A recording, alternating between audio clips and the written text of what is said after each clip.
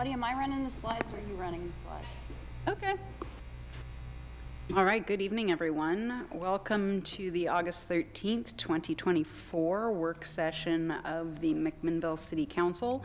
We are pleased to be welcoming back Carrie Richter to continue our training, our counselor training, and I will hand it over to you. Thank you, Mayor Drabkin, City Council. My name is Carrie Richter. I am the contract land use attorney who works with Bill Kbeisman. I came out and spoke to you about land use training 101 issues in May, and we got about halfway through my slides and you were kind enough to invite me back. So I'm here for part 2. I think where we left off, we were talking a little bit about quasi-judicial procedures, and we were talking about the rights that participants have to an unbiased decision maker. And so when participants come through, and quasi-judicial procedures are those where you have received an application that requires you to apply the criteria to the proposal. So you are sitting as a judge rather than as a policymaker. And so in these sorts of decisions, we have to provide certain assurances, and I think, Claudia, we need a different slide. We need the slide before the one you're on. Nope. The one, yep, right there. So we talked about how decisions have to be based on the materials in the record. You can't make a decision based on your experience as a bricklayer. You can't make a decision based on your driving through an intersection every day and knowing what the delay is for the light cycles. You can't make a decision based on your experience as a teacher and what people need in schools. You have to make a decision based on the testimony and evidence that is part of the record. You are also residents of McMinnville, so you are out in the community and you probably are approached with comments, questions from constituents that come to you outside of the public meeting. Those are called ex parte contacts. We talked about how you need to disclose those ex parte contacts in the public record so that the people who come to the hearing have an opportunity to question you about those contacts. And the easiest way to do that is to notify city staff that you received this contact, and they will put whatever you put in your email to city staff about that contact into the record. And then during the hearing, you just have to read your email. That's the best way to sort of track these things. When you read a blog post, a newspaper article, an editorial, anything about a land use case that is coming before you, you want to notify city staff that you did see this article. We put it in the record so that people know about it. They have an opportunity to respond to it so that then we have a control over what material you as decision makers are exposed to and make a decision based on. Could you expand on that specifically into how that interplays with social media, including just ingesting or viewing social media? So if you read a blog, I mean, I'm not real sophisticated, but a TikTok, a blog post, a Facebook page, any sort of social media about an application, a proposal that could come before you, the thing you need to do is take a screenshot of that thing that you see, and you need to send it to planning staff, and they can put it in the record, or they can have a discussion with you about whether or not you can consider it. You need to notify, these ex parte contact disclosure obligation exists from the time when the application is filed to when the city takes final action on it. So it could be before the planning commission and you see a blog post, you need to track it. And then you can make a decision about whether or not how you're going to put it in the record or you're going to not. Let's say the record's closed when the matter gets to you. And so there isn't an opportunity to put this post into the record. What you would say is, on this, at the hearing, you would say, during the time when the mayor calls for ex parte contacts, you would say, on September 1st, I saw this blog post. It talks about this particular project. I am going to not consider it. I am going to put it out of my mind and not use it as part of making a decision. So the point is that we're conscious about whether things are coming in or they're not going to be considered. And do you mind expanding on that a little bit more, just because, well, social media just produces so much, just so much. So if somebody says, this land use application is going to ruin my neighborhood, clearly, I think that's stating what the project is, it's expressing an opinion on it, and I think that would, based on what you just said, anybody would go, yeah, I should definitely track that and send it in to community development. What about something that's much more passive, expression of opinion, et cetera, that maybe doesn't say this specific development, but talks about references indirectly, something that, you know, one could assume is about this specific thing and expresses an opinion or quote unquote states a fact? The best judge recommendation I can make on that is to err on the side of caution and disclose that you've seen it. But there are things that do not. What LUBA will look at is whether there is an indication that the contact is related to an application before you. So if there's social media that says the traffic at this intersection is terrible, that may or may not be the project that is before you. So if you immediately think, oh, that's related to that project, my advice would be disclose it and put it in the record. If you don't immediately think, oh, this is related to this project, then you don't need to disclose it. I think that is sort of, go with your gut. Think about, is this related or not? You all know when things are controversial and there's a lot of social media buzz about a project. My advice would be stay off social media during that sort of short period, or be ready to track things and put them in the record.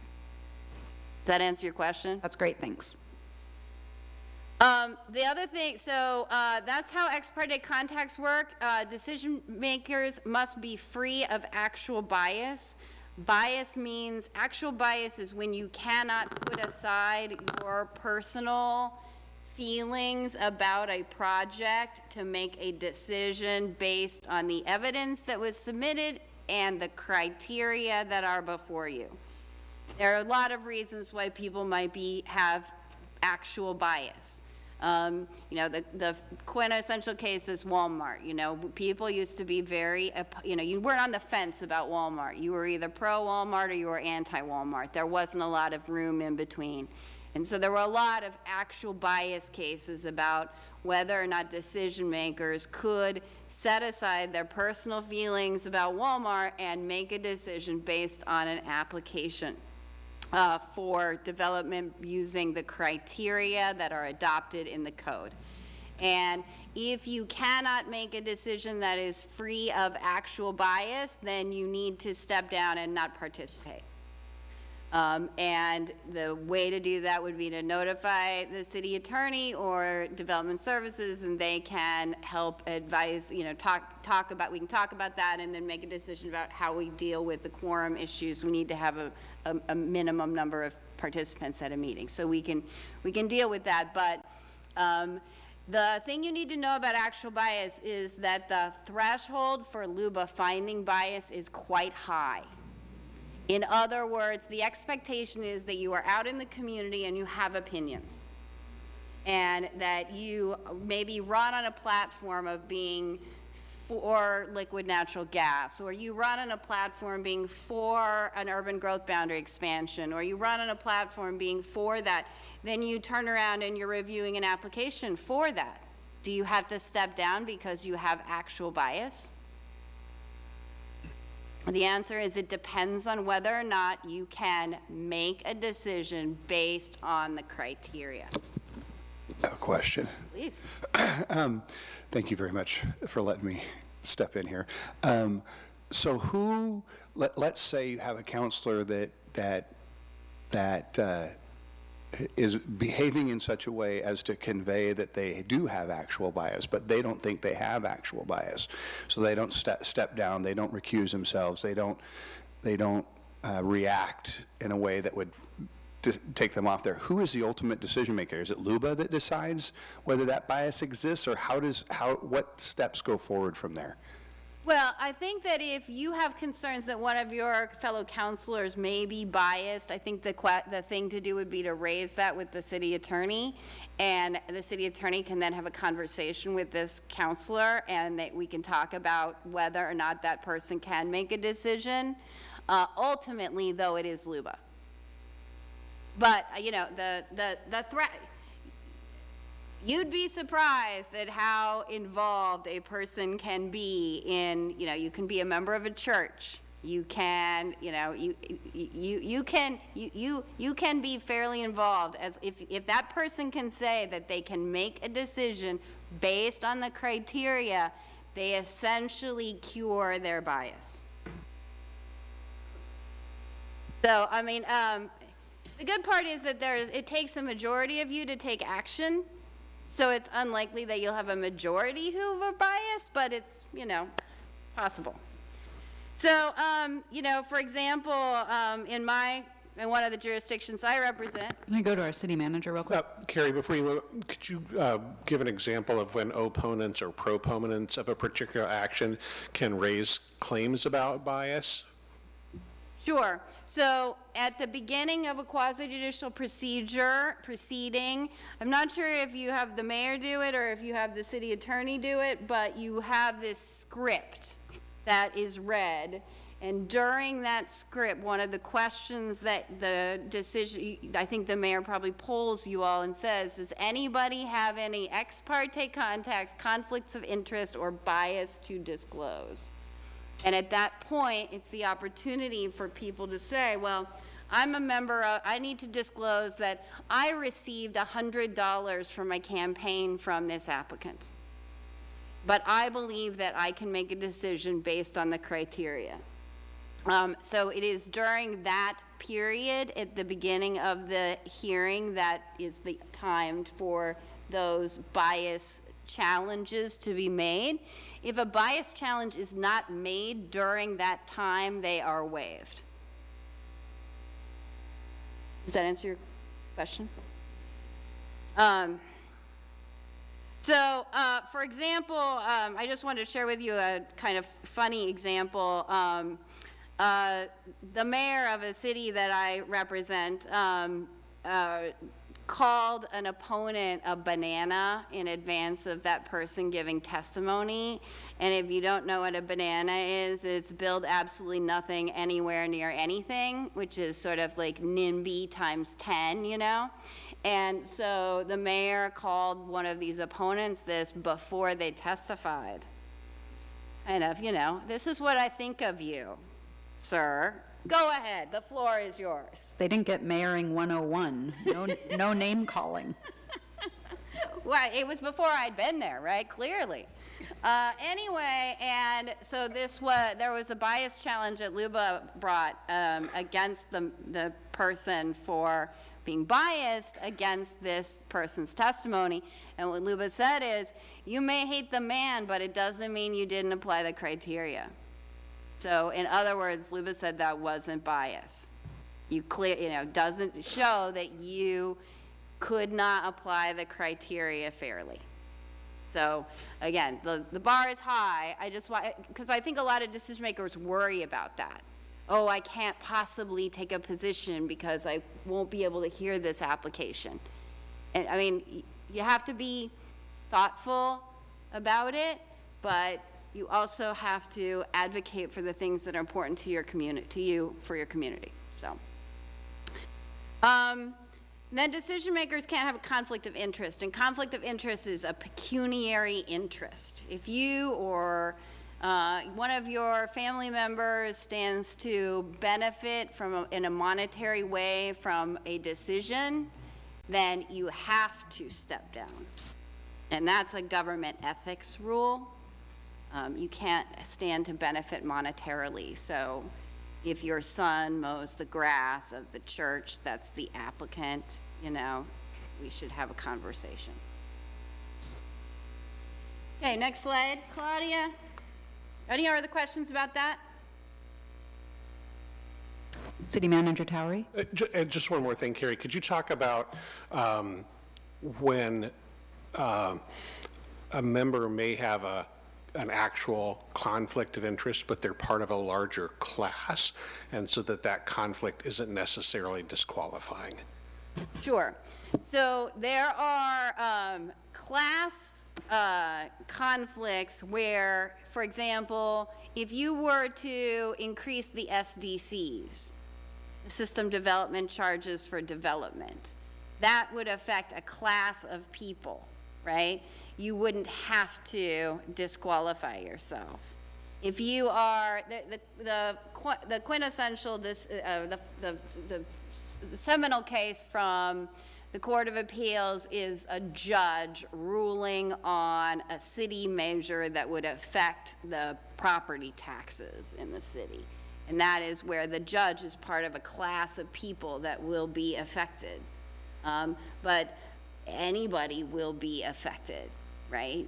And so those kinds of class, when you are part of a class that, to remove those people for conflict would have the effect of removing a quorum of decision makers because the class is so large.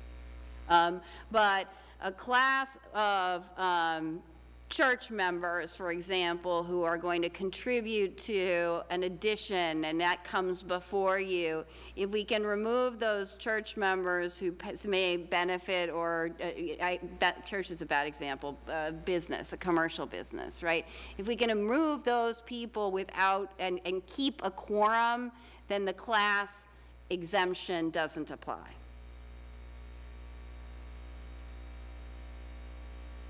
All right, so public meeting and records requirements, I'm assuming that Claudia or your city recorder people probably talk with you all about city record requirements and public meeting requirements, but just as a refresher, public meetings law says that public meetings have to be open to the public. We have to post notice and minutes of the meetings made available.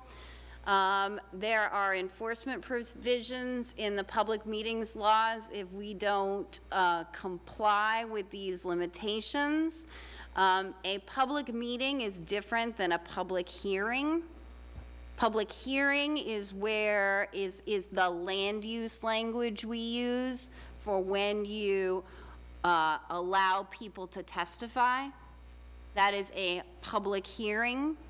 A public meeting is what you're doing right now, which is a work session.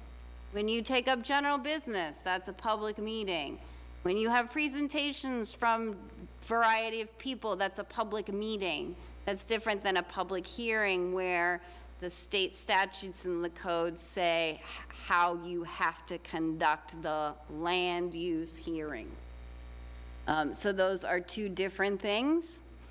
A public meeting is when a quorum of you are deliberating to a decision. It's important to know that a public meeting can occur outside of this building if a quorum of you were to get together and have a conversation about whether or not an application should or shouldn't be approved. And a public meeting can occur in a conference call, and a public meeting can occur through serial emails. So if the development director sends all of you an email with a copy of a letter that came into the record late in the day, and you all hit reply all and say thanks, public meeting. So just don't hit reply all, as a general rule. If you want to have a conversation with city staff, do that in a new email, not in a reply all email, so that we don't create a serial meeting and we don't create a public meeting through a serial email chain. We get wonderful staff support on that. The council gets blind copied on emails. Perfect. That's the way to do it. Good job.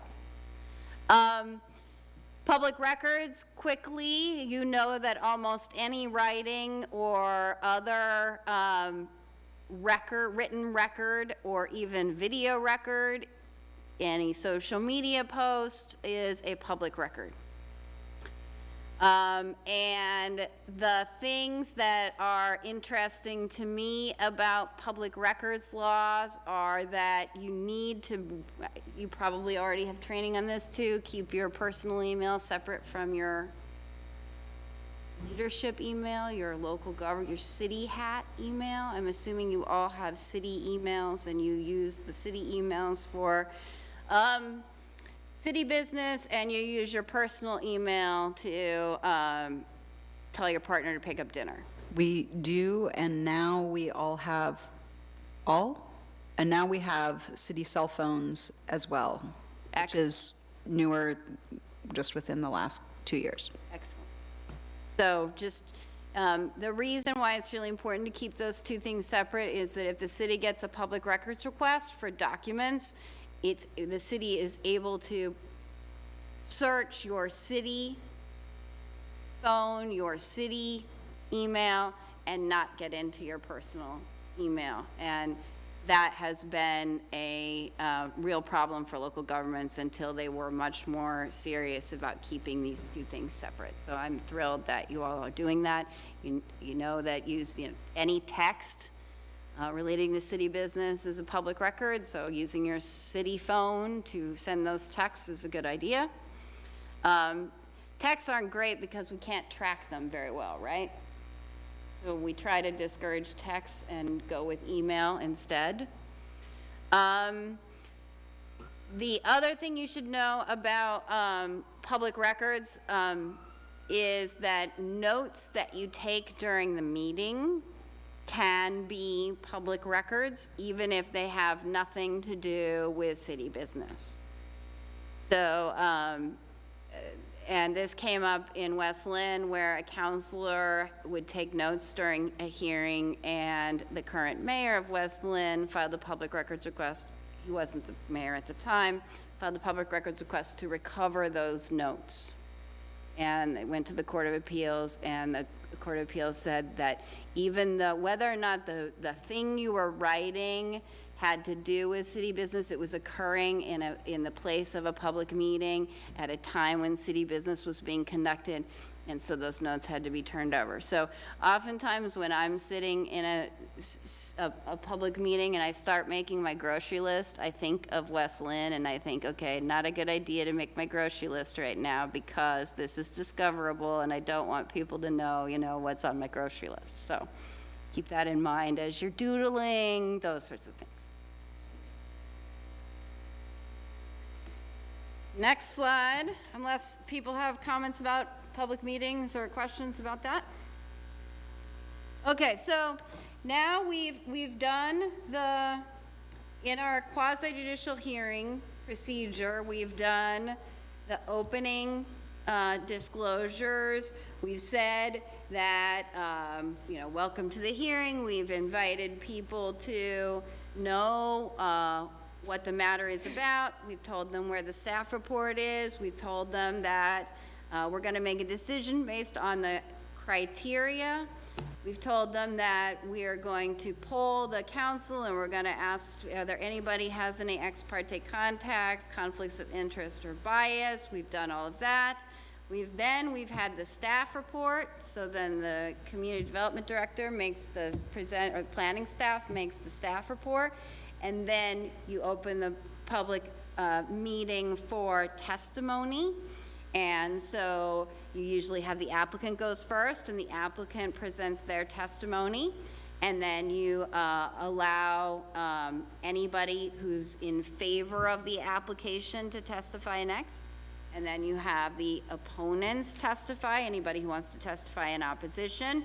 So they go next, and sometimes you have time limits that you impose. You are certainly free to impose time limits. My advice on time limits is try to keep it equal. Try to think about equity, and try to, if you're gonna impose a time limit on the public, try to impose a time limit on the applicant too, because sometimes the applicant seems like gets an hour and a half, and then you put a 3-minute time limit on opposition testimony. You can do that, but I try to encourage, let's say 15, 20 minutes for the applicant's presentation, and then 5 minutes for every opponent, or something like that, that makes it a little bit more equitable. The applicant bears the burden of proof. They're the ones who have to come forward with the evidence to show that the criteria are satisfied. So it would make sense to give them more time to present that case. But you don't have to give them unlimited amount of time and then impose time limits on the rest of the participants. You all run the meeting, you all decide what you can get through and how much time you want to spend on every matter, knowing what's on the agenda. So it's within your discretion to decide how much time you are going to dedicate to any public meeting. Public hearing, excuse me. Okay, so we have heard from all of the people. The applicant gets the final word because they bear the burden of proof, so they get a final opportunity for rebuttal. And then after that rebuttal, you close the record because you've heard all the testimony, you've taken in all the written testimony, and now you are going to deliberate and make a decision. So deliberation is the time when you all talk amongst yourselves to decide how you want to interpret the criteria, how you want to evaluate the criteria, and then how you weigh the evidence. So the first task is to interpret the applicable approval criteria, and sometimes those criteria come from state law, so there is not a lot of flexibility because you are implementing state law, but more often they probably come from your local plan or zoning code. And if there's ambiguity in that text, you have to interpret it to decide to what level you are going to require it to be satisfied. And these kinds of discretionary criteria are things like compatibility criteria are highly discretionary. Adverse impact types of criteria are highly discretionary. Mitigation criteria are highly discretionary, so you have to interpret to what level compliance will be required. And so you might deliberate about that with your fellow counselors. Once you have decided at what level the evidence must show, be presented to satisfy the standard, you have to evaluate the evidence and see if that evidence reaches that level, right? And so the council has discretion to decide which evidence to believe, but you have to keep in mind that you have to decide what weight to give evidence, and for example, a licensed engineer's evidence might be more reliable than non-engineer evidence. And if you don't believe that is true, you need to explain why you are weighing the evidence the way you are. Can I go back to the part about deliberations for a moment? we recently had a meeting where we were paying a lot of attention to the order in which we did things. And it kind of brought up this conversation about the correct order. And so some of the conversation we had was about the fact that our council, and I'm not necessarily talking about quasi-judicial, I'm not talking about land use applications necessarily, but that our council has a habit of deliberating and then asking for a motion, potentially some additional council conversation after that motion is called for before reaching a decision. So if I remember this correctly, and we were kind of reviewing Robert's rules and understanding that we're not necessarily beholden to them, but that there was, typically you would call for the motion before there was any conversation whatsoever. But in what you just presented to us, you talked about deliberations at the front side of any motion being made. So could you kind of address that about appropriate timing around deliberations and motions? Because the land use evaluation criteria is, if a case is before you, it is probably requires some exercise of discretion. I would encourage you all to have some discussion about how you interpret the criteria, or what evidence you think is particularly compelling, so that you can inform the motion. What happens on the backside in a land use case is you make a motion and a vote, and then it's a tentative vote usually, and then staff scurries and writes findings that support your decision, and then that written decision is what gets appealed to LUBA. It's the written words that are the thing that LUBA is evaluating. So if staff doesn't have the benefit of as much deliberation as you can give staff, then staff is at a disadvantage in writing those findings. So if you are more comfortable following Robert's rules more closely and making a motion first and then having discussion, that's fine. But in my experience, when you do that, you curtail that discussion, because you've now sort of rushed things, and we as staff need the benefit of all the explanation you can give us, because we have to go back and write findings that are consistent with your decision. And it's not just a up or down, it's a how are you interpreting, how are you weighing the evidence, how do you find that this evidence results in a finding of this criteria being satisfied. So my suggestion would be have some deliberation first, and then say, well, it sounds like we have, talked this to death. Do we have a motion? Is that not consistent with the way you think you should, you have done it? I'd say Back to Robert's rules. I mean, I understand Robert's rules says make a motion first and then deliberate, but I'd say that it's very consistent. I don't know anybody ever says we've talked this to death, but it's very consistent that we have robust conversation before a motion is made, but not only in land use hearings. We've had similar comments made during meetings. I would think, and I wasn't the one who brought this up, but I have thought this because I do deal with other meetings in which Robert's Rules of Order are applied. And I would think it would be different in land use hearings than it would be in our normal course of business that we're doing here.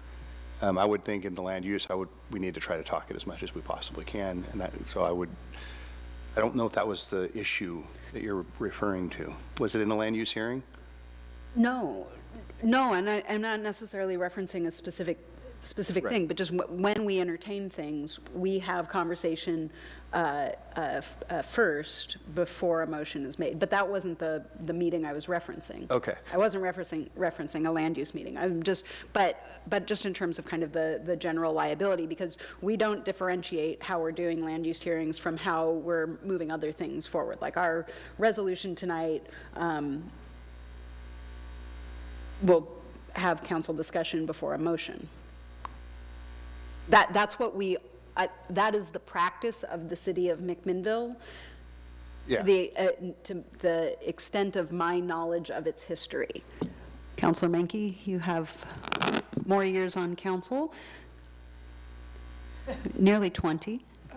It could go either way, frankly, but I think we do generally deliberate before we make a motion. And then we deliberate some more sometimes. In my experience, Roger's Rules is helpful if you are stuck, but don't be married to it. It is, nobody's won or lost a LUBA appeal because they did or didn't follow Roger's Rules. I mean, that's just not happened, in my experience. Please. It also sounds to me as though this distinction is probably a little bit more pronounced in the context of a hearing versus the rest of business, right? Whereas a hearing, you're discussing through a lot of issues, and it would make more sense to have some pre-motion to discussion. And in other business, it may be more valuable to make the motion according to Robert's Rules before the discussion, moving business forward, rather than having that conversation. Am I understanding where we're at? I think that kind of sums up, I think, where we are all at. But my thought is, yeah, land use is different.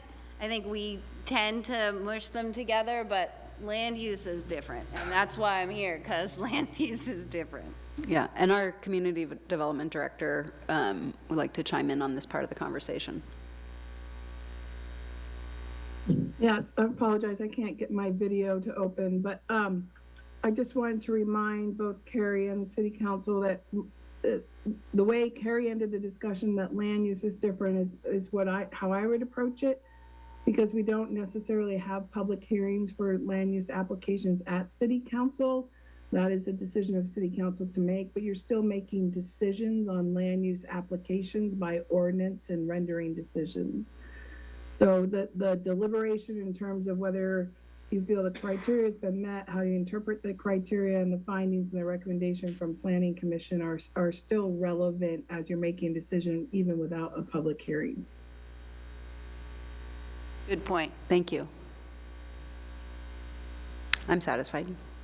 Okay.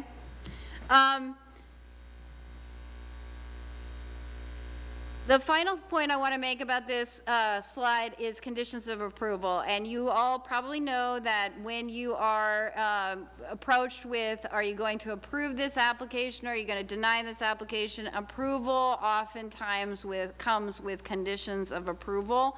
And in housing cases where you're reviewing an application for housing, if you can find that an application can satisfy the criteria with conditions of approval, you absolutely must approve it with conditions of approval. If it's a conditional use permit for a school or a retail building, then you may apply conditions of approval and approve it, or you may deny it. That is your, up to you. Next slide. Here I had set forth an example of discretionary criteria. We don't have to get into it in detail. I think you all understand what an example of a discretionary criteria. The thing that you should know about these interpretations is that hearing participants have to know what the interpretation is going to be before you close the public record. That is the opposite of everything I just told you, which is during the deliberation, you're going to interpret the criteria and you're going to decide how attractive it has to be or how compatible it has to be. In this Boss Marks case versus City of Wheeler, the City of Wheeler interpreted how attractive a building needs to be for the first time after the record was closed at the deliberation phase, and the applicant did not know how attractive it had to be, and they appealed to Luba, and the City of Wheeler lost. So if the interpretation is not something that you are prepared to make, is not something that is clear on the face of the standard itself, you might consider making that disclosure before the record closes. I don't think this is something that you need to get hung up on. I just want you to be aware that it can be a trap. To interpret a standard in a way that is not obvious on the face of the standard, and then have a LUBA appellant be successful in challenging it. Okay, next slide, Claudia, is a little bit of discussion of substantial evidence. I said that an applicant has the burden of providing evidence to show that the standard is satisfied. And the application is the first document that purports to do that. And then an opponent comes and says, well, wait a minute, the applicant didn't study this particular intersection, or didn't study this particular situation over here, or didn't take into account the zoning over in this area. And so while the record is open, the applicant will either produce the evidence to respond to that opponent's concern, or will explain to the city why that concern is unfounded. But oftentimes there is conflicting evidence, right? An opponent could hire a traffic engineer to say that the level of service at this intersection is D, and the applicants could say that the level of service is B. And so it's going to be up to the city council to decide which evidence is more credible, reliable, and entitled to greater weight. And LUBA will give deference to that determination without second thought, so long as a reasonable person looking at the same evidence could draw the same conclusion. So in other words, you have pretty broad discretion to weigh the evidence and to make decisions about which evidence is more credible. But what's important about this conflicting evidence piece is that the findings have to address which evidence you found more credible. That's where your deliberation comes in. We want to hear your explanation for why you agree with this traffic engineer versus another traffic engineer, why you agree that this map or this geologic hazard analysis is more reliable. It helps us write the findings. And sometimes I have been known to go to the community development director or the planning director and say, Heather, they didn't say anything about this evidence. What are we going to, we have to have findings that address it. And so we will write something, and we will, about how we think you have weighed the evidence, and then when we present them, the findings for you for adoption, then you would bless that or tell us to do something different. Thank you. And let's go to Community Development Director Richards right now. Yeah, so I was going to remind council that if you remember when we went through a pretty contentious land use process with Oak Ridge Meadows subdivision phase, the plan development amendment for it, there was a contention about whether the floodplain had changed and an impact to the Baker Creek in terms of that overall subdivision. And so the applicant provided a floodplain, an engineer's report on the floodplain, And then the opponents provided a engineer's report on the floodplain, and that they had conflicting information in them. And based on that, the city council chose to continue the public hearing and ask staff to find another expert to weigh in on those two studies that we received and explain to the council what the difference in the studies were. And so we were able to use that sort of third-party review as a basis for the findings that Carrie's talking about. But to me, that's a great way to resolve conflicting information that you're receiving from industry professionals, because we will have to put some sort of legal basis into our findings as to your decision-making for that. Thank you.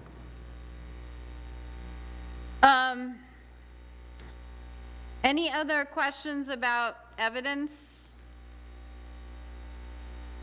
Oh, I should mention that you, as city council, can also decide whether or not you want to, what weight to give to your planning commission weighing of that same evidence. So you might decide to defer to them, or you might decide to reweigh it yourself. That is up to you. That is sometimes something that comes up. Do we owe deference to our planning commission's decision? And the answer is it's up to you.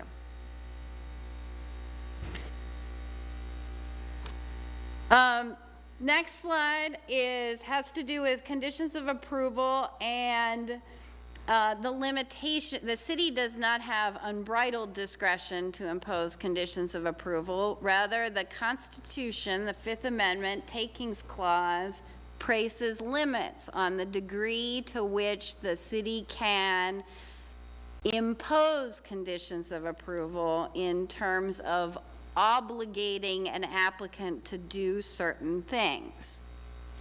And those limits have been developed over the years by the U.S. Supreme Court and are often referred to as Nolan and Dolan findings.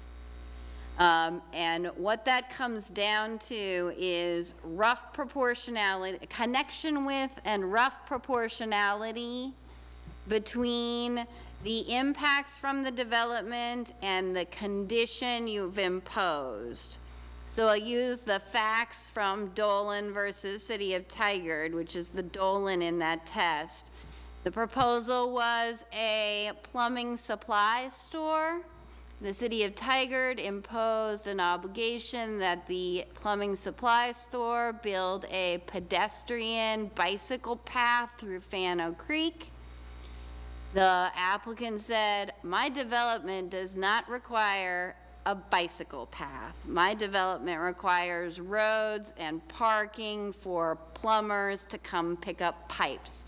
No one is picking up pipes on their bicycle and riding to the job site. No rough proportionality in that obligation. That case went to the U.S. Supreme Court. The U.S. Supreme Court agreed with Dolan that there needs to be rough proportionality. I'm not saying that the City of Tigard could not have made findings that a person can pick up plumbing equipment on their bicycle, but the City of Tigard did not do that, and that is why the City of Tigard lost. And so, when the city imposes obligations on applicants like build a left turn lane, dedicate land for a park, install a traffic light, pay into our tree preservation fund. Those are all what we call exactions. Those are things that an applicant must do as a condition of getting a land use approval. And we cannot impose those obligations to a greater degree than the impacts from their development necessitate. You cut down 2 trees, you gotta plant 2 trees. You add 50 trips to this intersection, you've gotta build a dedicated left-hand turn lane. If we need a pipe to go to and through your development, but we needed it to be a 15-inch pipe, and your development only demands an 8-inch pipe, then we owe, as a city, owe you the difference in the additional cost resulting from the 15-inch pipe. And the way we typically make up that reimbursement is through the form of system development charge credits. So in order to get a building permit, an applicant has to pay transportation system development charges, park system development charges, water, all of these system development charges to pay to improve the city's infrastructure. We reduce those amounts because a person has contributed more to the city system than the impacts from the development demanded. So, when the city staff proposes conditions in the staff report, we try to be very deliberate about our findings to make sure that we are providing some explanation of the rough proportionality between the impacts of the development and the obligation that we're imposing. Make sense? Yes. Okay, so it just got a little bit more complicated since I was here in May, and I'm going to share with you Sheets versus City of El Dorado. Recent U.S. Supreme Court decision in June where Mr. Sheets sought to locate an RV park in the county of El Dorado, and El Dorado County is where Lake Tahoe is. So the transportation system development charge for putting a RV on a property is $27,000. You can imagine Sheets thought that was a little excessive and refused to pay it, and said that that was a taking, that the amount in the El Dorado fee schedule for system development charges was a taking because his transportation impact would not come to the level of $27,000. So I understand that this is a little bit beyond land use, but I'm just giving you a heads up the next time you revisit your SDC methodologies and your SDC fees. The U.S. Supreme Court has said those are subject to Dolan rough proportionality, which is something we've never done before. We've never evaluated whether or not our SDCs are roughly proportional to the impacts of development. We followed the statute about how to implement SDCs, but we've never done that. And if we don't do that, then an applicant comes and challenges an SDC assessment in a land use case because we haven't done it. So that is where the drama and excitement is for the land use lawyers right now, is trying to figure out how we're going to make rough proportionality findings for SDC, what we call legislatively enacted fees. And that's SDCs is the best example of that. But City of Portland's going to have a real problem with inclusionary zoning, which is another one of those legislatively imposed obligations that we don't have rough proportionality findings. Does this imply that we need to go back through our SDCs and do that for what we've already passed in order to prevent the potential of a future claim because we didn't do that in previous decision-making with our SDCs? I think that would be something I would consider if you have an applicant that is likely to complain about your SDCs, or you have a potential proposal that has very high SDCs. For example, we've had, with my other local government clients, we've had challenges with SDCs for reusing existing buildings and when you have to pay SDCs, and that might be an area where I might do some more work for my local government clients. So I don't think you need to go back and redo everything, but I also have clients that are looking at adopting new master plans and updating their CIPs and changing their SDC rates. And I think that what I am hearing from city attorney circles is we're going to have to figure out a way to make more specific rough proportionality findings. For example, do your system development charges distinguish between middle housing and single-family housing? And should it? And should it? I don't, there is an argument that it should, because a ADU probably generates less traffic because it's probably smaller.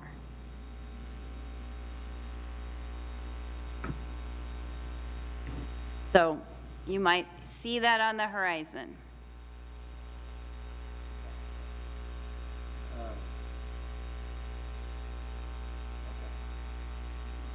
There's a lot there. I mean, it's a lot. It's a lot. I mean, city attorneys have been, I've been emailing with city attorneys, like, how are we going to do this?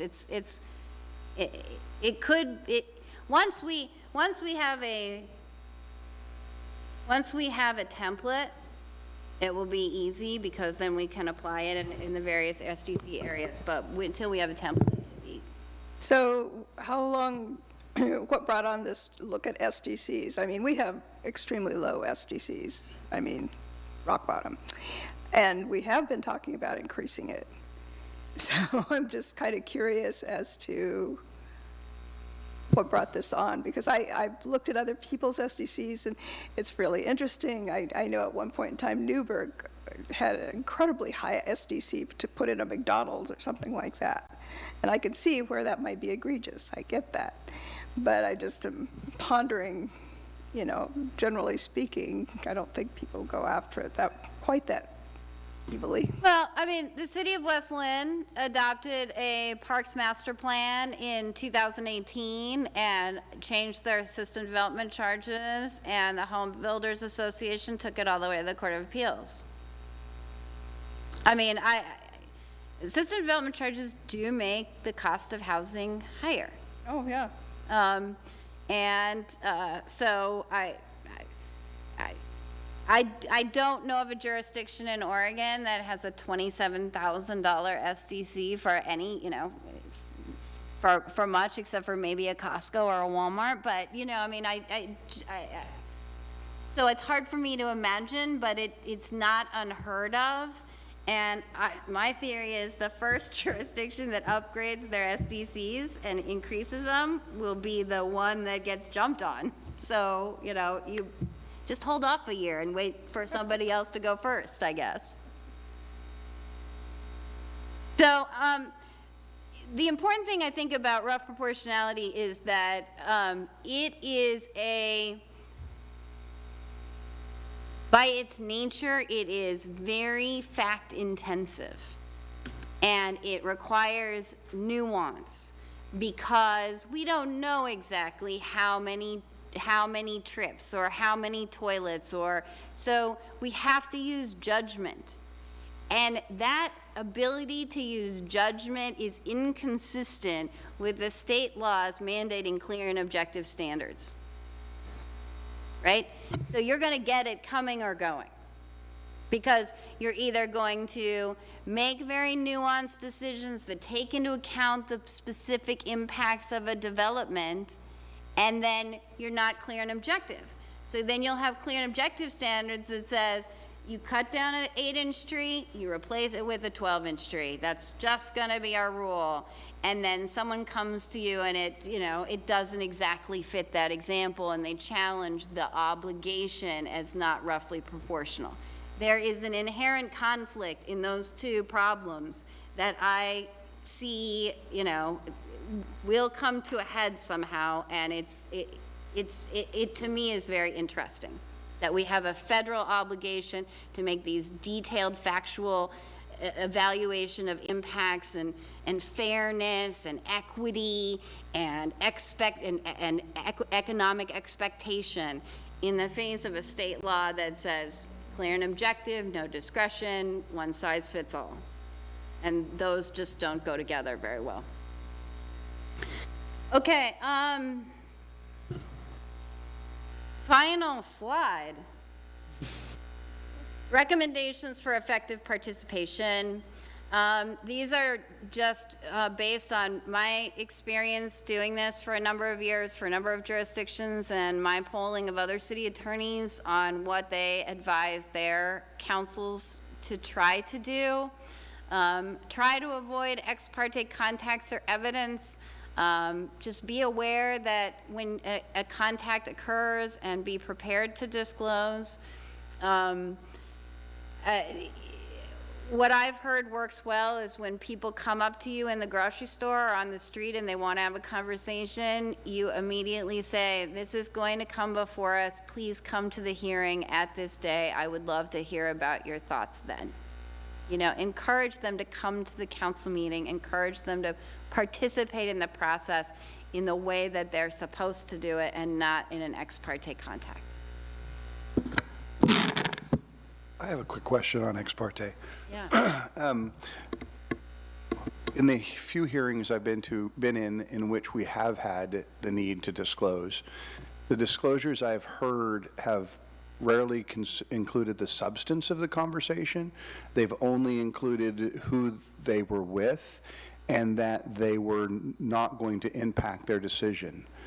And so I get kind of confused because I thought the idea was to try to make sure we all had the same information available to us.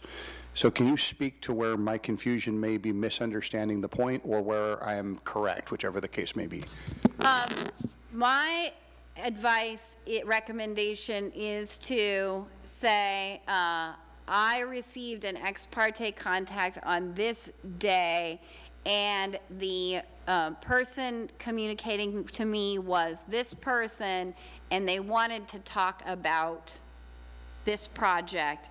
And if you can share the high-level points, you should do so.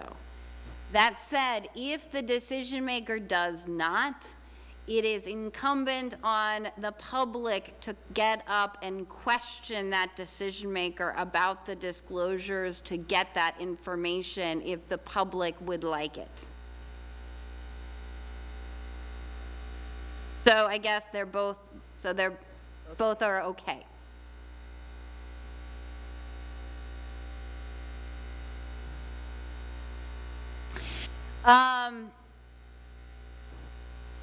Be attentive and prepared. I think it's unfair to an applicant and the participants to act on an issue without adequate preparation. I think that it's also very inefficient to not come to a meeting prepared. And I think that, you know, I often look around a room and I think about all the paid consultants that are sitting there, and I think just, you know, move it along. Let's be efficient. Let's, you know, raise your concerns and your position, and allow other people to talk and move to a decision. I think that local governments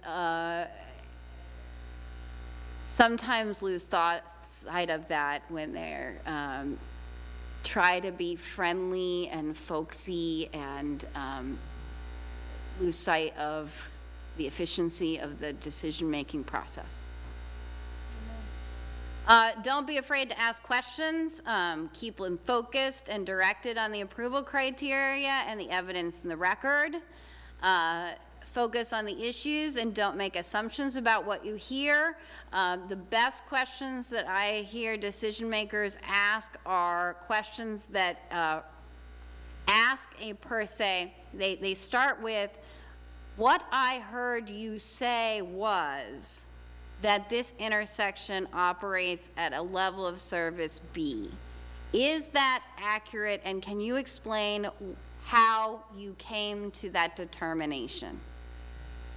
In other words, you tell the person what your understanding is first, and then you give them the opportunity to correct your understanding, because sometimes I feel like questions get asked and the answer doesn't know which direction to go with the answer, and oftentimes they don't answer the question. And so I think if you say, what I've heard you say is that you're going to paint the building a light green, but I noticed that all the houses are red and have wood siding, and you're proposing light green metal siding, and I've got a few concerns that metal siding really won't be compatible. So can you explain to me how you have figured that this metal siding is compatible with an historic district? Or so tell people what you're thinking so that they can respond in a way that is helpful to you, and also shows that you're listening and that you have not made up your mind beforehand.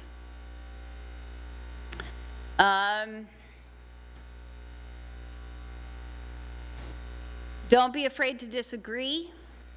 Have courage. This is the reason why land use cases are difficult or they come to you on appeal is because they require difficult decisions to be made. And different people can make reasonable and decisions that can be affirmed at LUBA. And so you don't all have to agree.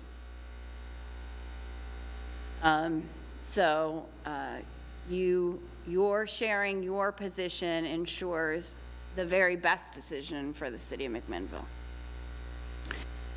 So with that, I have a slide about questions. I have links to there's an Oregon land use training info link that I've used for my slides that was put together by the Department of Land Conservation and Development. It's about 5 years old now, so I wouldn't say it doesn't cover sheets, for example, but it might be a helpful reference. And then you all probably have access to the Government Ethics Commission Guide for Public Officials, which talks about conflict of interest and ethics issues. So that is my contact information. I thank you for the opportunity to come and your patience to have a part 2. I'd be happy to answer any questions if there's any remaining time, or any comments, suggestions, criticisms. Thank you so much for coming back and continuing to do this with us. We appreciate it greatly.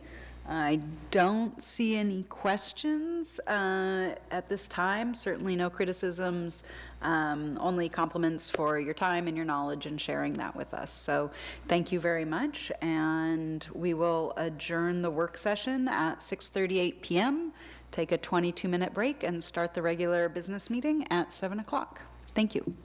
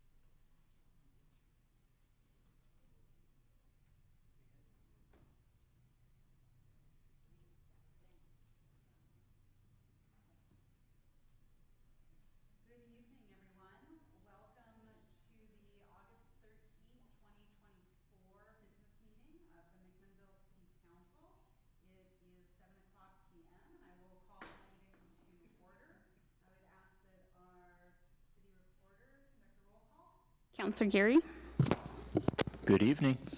Counselor Menke, Present. Counselor Chenoweth, Present. Counselor Payne, Present. Counselor Peralta, and Council President Garvin are absent this evening, and Mayor Drabkin. Here, thank you. If you are able, I would ask you to please rise for the Pledge of Allegiance, and I ask Counselor Geary to lead us in the pledge.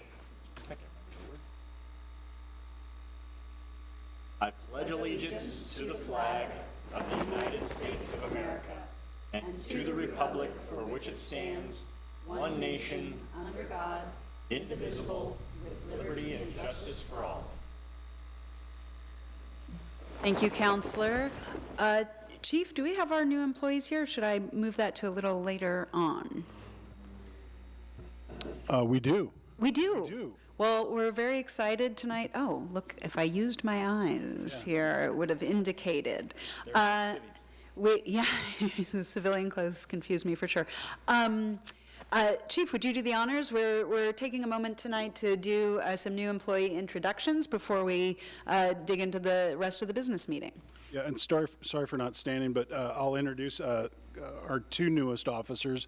Both are already certified. Scott Livker is from the state of California, originally was up here, had been an officer for the city of Gresham. During COVID, he and his wife moved back down to Southern California. They lived in the desert, so they decided to come up and get some green.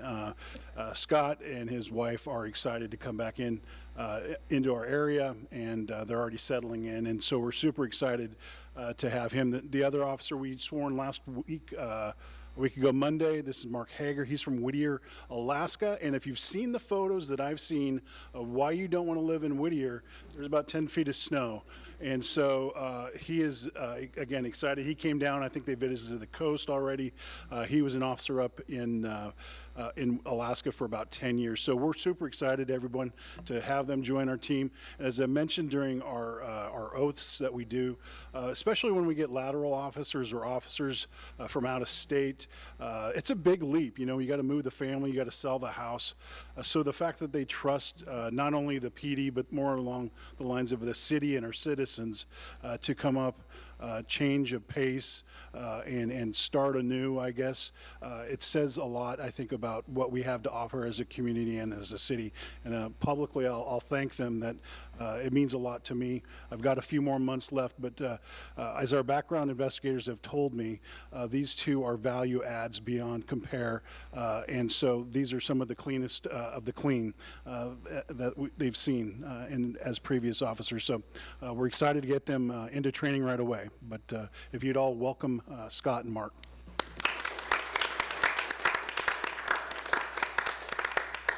And that's all I have to say about them. All right, thank you, gentlemen. Thank you so much for being here. We're very happy to welcome you to the city of McMinnville. Thank you. We have one proclamation this evening. It is a Lemonade Day proclamation. And if you have not experienced Lemonade Day, it's a wonderful opportunity to get out and support young entrepreneurs. I try to bust out my all-yellow suit for it, and Lemmy the Lemonhead and I like to make our way up and down the street, and we try not to overdo it on the sugar. Whereas Lemonade Day is a fun, free, experiential learning program that launched in Houston, Texas in 2007 and has grown from 2,700 kids in one city to over 1 million kids in cities across America and Canada. And whereas there are 450 kids in McMinnville and surrounding communities who will be learning how to be young entrepreneurs by opening and operating their own businesses, a lemonade stand. And whereas the community's business leaders are supporting and encouraging these young entrepreneurs to be brave and to do big things, and whereas since its inception, Lemonade Day has provided access to the experience of business ownership to youth from all walks of life who learn lifelong skills and principles while learning how to make money, where they are encouraged to spend a little, save a little, and share a little. And whereas the mission of Lemonade Day is to empower today's youth to become tomorrow's entrepreneurs, now therefore I, Remy Drabkin, Mayor of the City of McMinnville, Oregon, do hereby proclaim Saturday, August 17th, 2024 as Lemonade Day. In McMinnville, we urge all citizens to recognize and encourage our kids' efforts as they learn about being young entrepreneurs while they are open and operate their own businesses. In witness whereof, I have hereunto set my hand and caused the official seal of the City of McMinnville to be affixed this 13th day of August, 2024.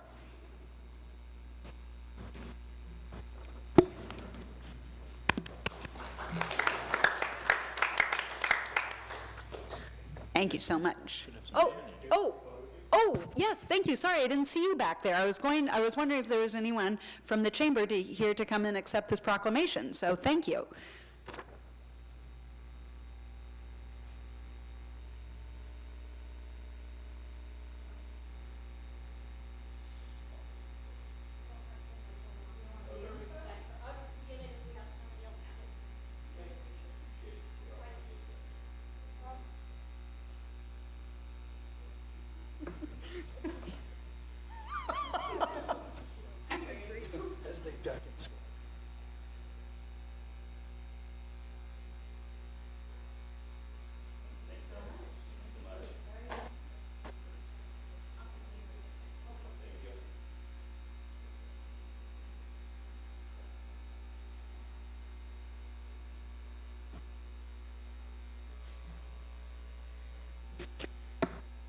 We will now go to the portion of our meeting where we take public comment.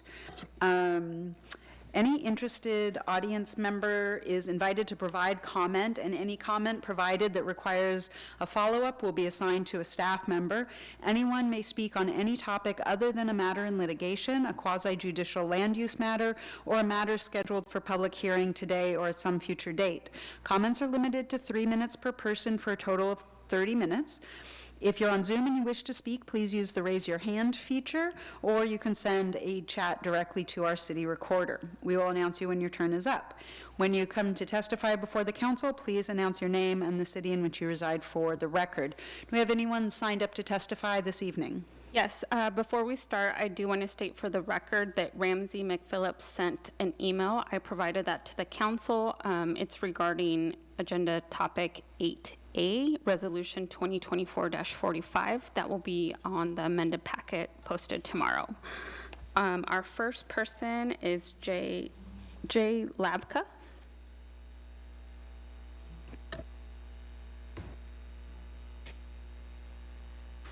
Please. Yes, and I'll also just remind you to be sure to speak into the mic. That way people that are listening at home or watching at home are able to hear you. I'm used to this. Oh, great. Microphone. There will be a timer on the screen for you to track your own time. And just remember to please state your name and the city in which you reside for the record. Okay, hi. So hello, Mr. Mayor, Ms. Mayor. Hello. I have not met you. I'm a resident here in McMinnville. I've lived here for 2 years now, and I moved over here from Portland, actually, but I was in Newburgh for a while. And it's a pleasure to meet you guys, council people, and Ms. Mayor. Thank you. So 2 years I've lived here now, and I've noticed a problem that doesn't seem to be addressed in an adequate manner, but it seems to be getting worse from where I live. I was attending the farmer's market a couple weeks ago, and parked and then walked a couple blocks to the farmer's market. And along the way, I noticed that there was blocks of homeless people just parked on the sidewalk, on the curbs, with shopping carts and lawn chairs and blankets and all sorts of groceries and stuff, just camping out in front of the market, all along 2nd Street here. And one lady was going to the farmer's market, and a dog started barking at her, right? And this is not like unusual for the homeless people to have dogs that are barking at people, residents, but I thought, like, that's not acceptable. I mean, is that acceptable? What's the city doing about this? It's a very visible problem. I live right off of Cozine Creek in the apartment complex there, 204, And homeless people use Cozine Creek as a bathroom, and they often try to camp there and live there. At night, I can hear them. I have a porch that opens up onto the creek, and I can hear screaming. I can hear dogs barking at night, and I can see people just, in the morning coming out of there, basically using Cozine Creek as their living room and their bathroom. So I'm wondering, two things. Is that even legal? I didn't think that camping in trees and bushes and in parks that we have here was legal. And is it acceptable to you guys to have this visible problem downtown McMinnville? It's very visible. You walk out here and you'll see it. So I would like to respectfully ask the city, what are you doing to address this problem? And do you see it as a problem as the residents that live here do? What are you doing? Thank you. Public comment is a time when we receive comments, and it is not an opportunity for dialogue. So we will take all of your comments, and if you have entered your email, we can follow up, or staff can follow up, or a member of council can follow up. Okay. I got 21 seconds. You do? Do you have anything else you'd like to say to the That's council? what I wanted to address. Okay, thank you very I guess much. that's it. I'm done. Thank you. Nice to meet y'all. Nice to meet you. Thank you for coming to testify. Thank you. Do we have anyone else signed up? Yes, Tamsin Kramer. Thank you.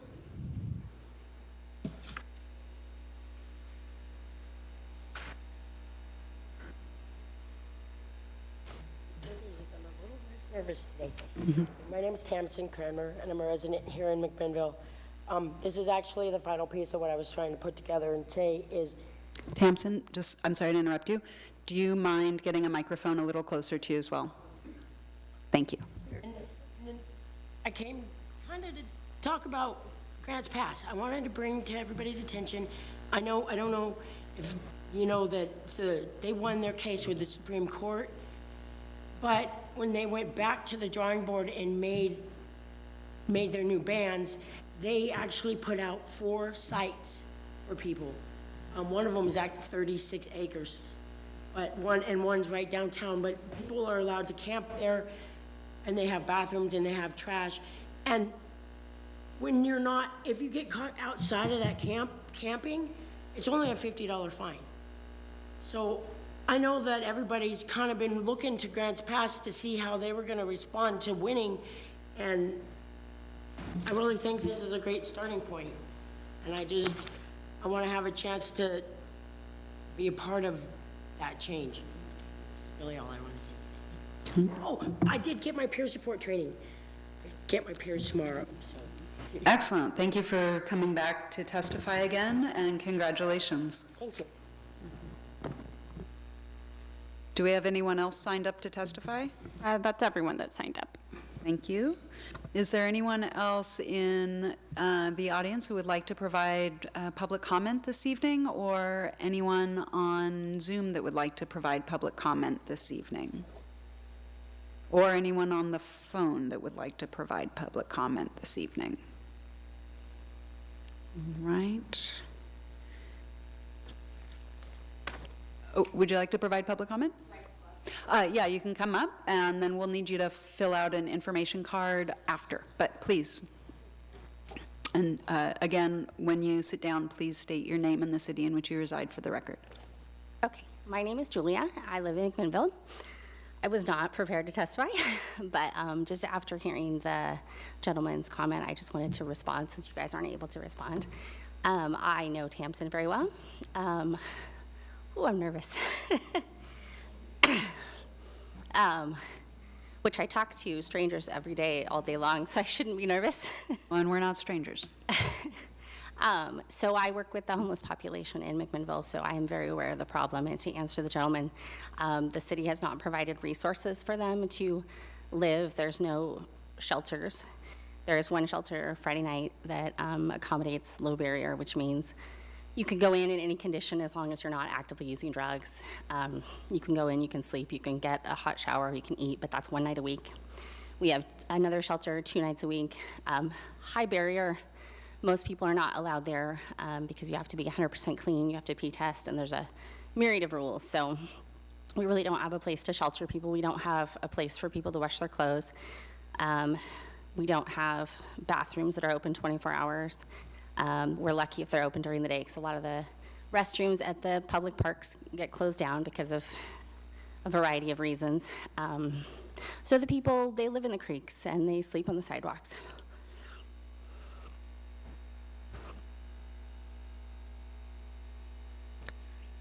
All right. I'm going to pause our time for just a second.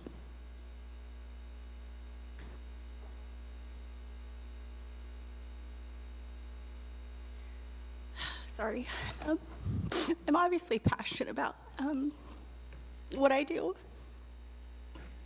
I used to live in McMinnville. I used to drive down 2nd Street, and I used to notice the homeless that would walk down there at around 3 o'clock. And they go because there's a free meal 5 days a week at St. Barnabas. And so they get food. And the last couple weeks have been hard for me because I work what you'd call the front lines. I get calls.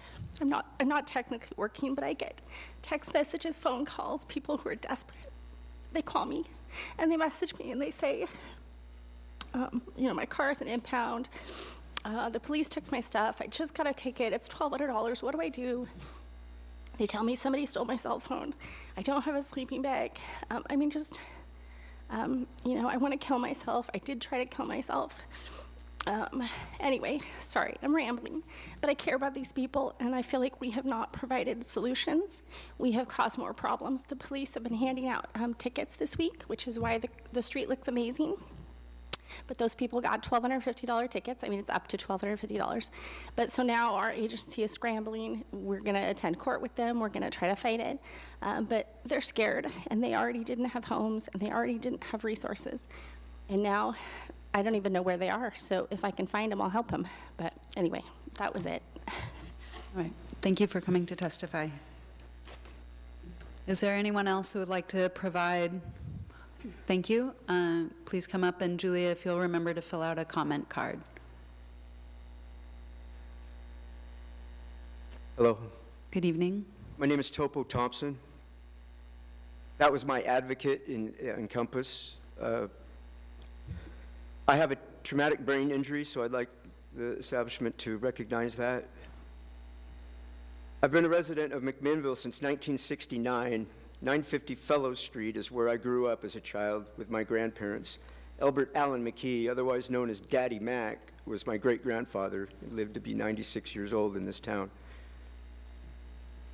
I have suffered an enormous tragedy of homelessness for 4 years due to an illegal extraction from my home in January of 2020. I lost $250,000 in personal property and $100,000 in home equity. The property management group targeted me for eviction after I brought up to their attention of information I had of corruption involved in their business. I'm not allowed to say case numbers, a case number? I don't know any restriction on saying case numbers. My case number is 19LT10578, Yamhill County Circuit Court. After Judge Chapman dropped the eviction, it was supposed to follow protocol for due process of law to be able to have the outcome. However, after several ADA violations, judicial misconduct, I was confronted by Yamhill County Deputy Sheriff and the management at my residence. Without a posted eviction or a warrant, I was told I had 10 minutes to vacate or be arrested for criminal trespass. As my disability accommodation requirements were not available at the time, the judge set a new date for the next hearing. Then COVID-19 hit. After 9 months in court, inside the transcripts of my court case is a statement made by a circuit court judge, one of 5 judges on my case, stated, quote, "I must rule in favor for the defendant as the American Disability Act may not have been followed in this matter," unquote. So that is mandatory federal review by the OJD. All departments of proper authority, court systems, judges, friends, family, YCAP, DHS, NWSDS, ADA Administrator of Yamhill County Circuit Court, Encompass of Yamhill County, churches, DRO, attorneys, and the public are well aware of my crisis and loss of my equity. There is no eviction or foreclosure in my background check by YCAP, as I'm now in the turnkey program through YCAP. Encompass, and Julia is the reason that I'm off the street now and back into housing. And I am actually approved for the Baker Street apartments, and they're making me the ambassador of those apartments. And I'm very thankful for being able to get off the street and get back into a house again and protection, because it's been a nightmare, and it's a living nightmare of what happened to me. It's like living in the twilight zone, and the certain public people treat you like you live in a third world country, and you're nobody, and you're just a worthless individual. And I'm here to say that is not true. There's a lot of us out there that are good citizens, that have a lot to give back. Thank you for coming to testify, Topo, and no one here thinks you're worthless. Thank you. Thank you for your time. Is there anyone else that would like to provide public comment this evening? Is there anyone on Zoom that would like to provide public comment this evening? All right. Thank you all for coming and providing comment to the council this evening. We are now going to go into a presentation on commercial property assessed clean energy program presentation, and we will welcome Patty Herzog, who's the Executive Director of McMinnville Economic Development Partnership. Thank you, Mayor, Council, and City staff for the opportunity to present this program. I believe we have a different presentation. In your package, you have a presentation that was given to the McMinnville executive leadership team last year on this financing tool called CPACE, the Commercial Property Assessed Clean Energy Program. And I'm waiting for a little bit for it to come up here. CPACE is a financing tool that helps commercial property owners fund energy efficiencies, renewable energy projects, and water conservation improvements. It works by allowing property owners and funding through special tax assessments on their property. And it's done through capital providers. So no public funds go into this. It's just a matter of local government approving this and enabling the ordinance to allow these funding providers and property owners to complete these transactions. It's the features of CPACE. Before you go on, what slide do you want to be on right now so we can get your slides caught up with you? We'll go with this one. Yeah, we'll go with that. So I was going off of new notes, so, Okay. But we'll switch to this one, so. However you'd like to go. I'm easy to go this way. So we could go ahead and click through. This is the presentation that was given to the executive leadership team. So next slide, please. Again, it's the Commercial Property Clean Energy Program. It's an alternative source of funding. Oregon enacted this legislation in 2015, so it's been around for a while, and there are many other communities that are using it around the state. It is a local government or their administrators that approve the transactions between property owners and financiers, or those CPACE lenders. Next slide, please.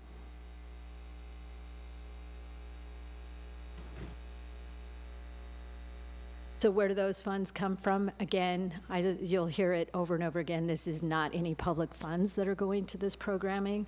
It's all coming from private capital. So finance providers, banks do this. There are many across the country. 37 states in the U.S. have this legislation enacted right now. It's directly financed between the two, and there is no recourse against municipalities or governments for this.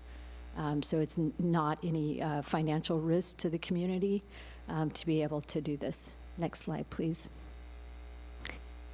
What it does for commercial property owners is allow for them to do 100% financing direct for these energy efficiency programs.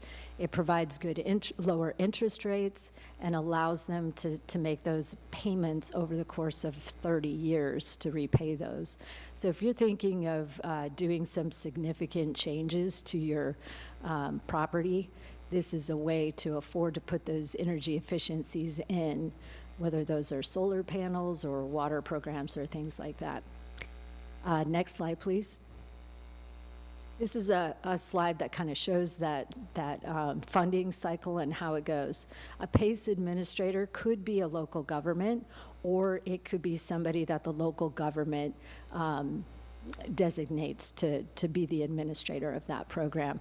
So the Council of Governments, Jeff Hildebrand is the finance director over there. He is well aware of CPACE financing, and the Council of Governments has agreed to step in to be an administrator for any local governments that wanted to adopt this program. It's really not an administrative burden for local governments to do this. The number of transactions or deals that would take place in a community of this size are pretty small. Estimates are under 5 projects a year, so it wouldn't be very much to do that. And there's also a formatted checklist process that makes it very simplified and easy to do that administration. I should mention here too is that the administrator is allowed to charge a fee for this service, so it could be 1% or up to a max of $15,000 for a project. That funding can stay with the administrator. If the city of McMinnville chose to do this program and had the Council of Governments do that, they would get that funding as part of that. Next slide, please.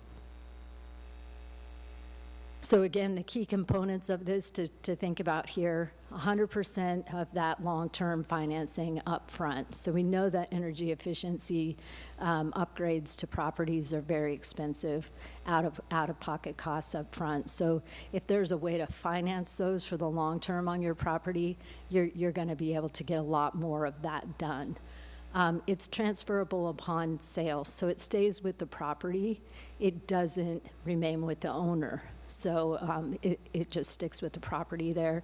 Helps with cash flows for businesses, and it also has some impacts for leases. Next slide. This talks about the Oregon legislation. Again, this is in your packets there. Some of the utility improvements that are here. A couple of things to note about this. It needs to be affixed to the structure, so you can't put in something that is mobile and could be moved from building to building. These would be like solar panels that are affixed to the structure, any kind of charging stations for electric vehicles, and water efficiency programs. Next slide, please. Can I ask a question about that? How does that overlay with other grants that are out right now related to things like that, like solar installations? Like, so I'm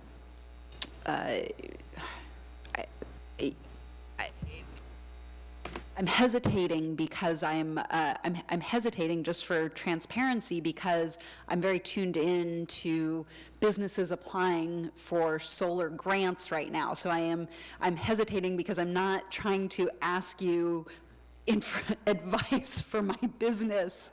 I'm trying to figure out how I ask this broad question, because there are federal and state incentives for businesses right now to do similar types of work. And so hence my hesitation, but also why I'm asking the question, but not just for my business, but for all businesses in the area, right? So for instance, in the federal realm, REAP grants are out right now. Those have huge incentives, and I know that there are many businesses in our region that are preparing and have been preparing, especially as the incentive package has increased over the last year.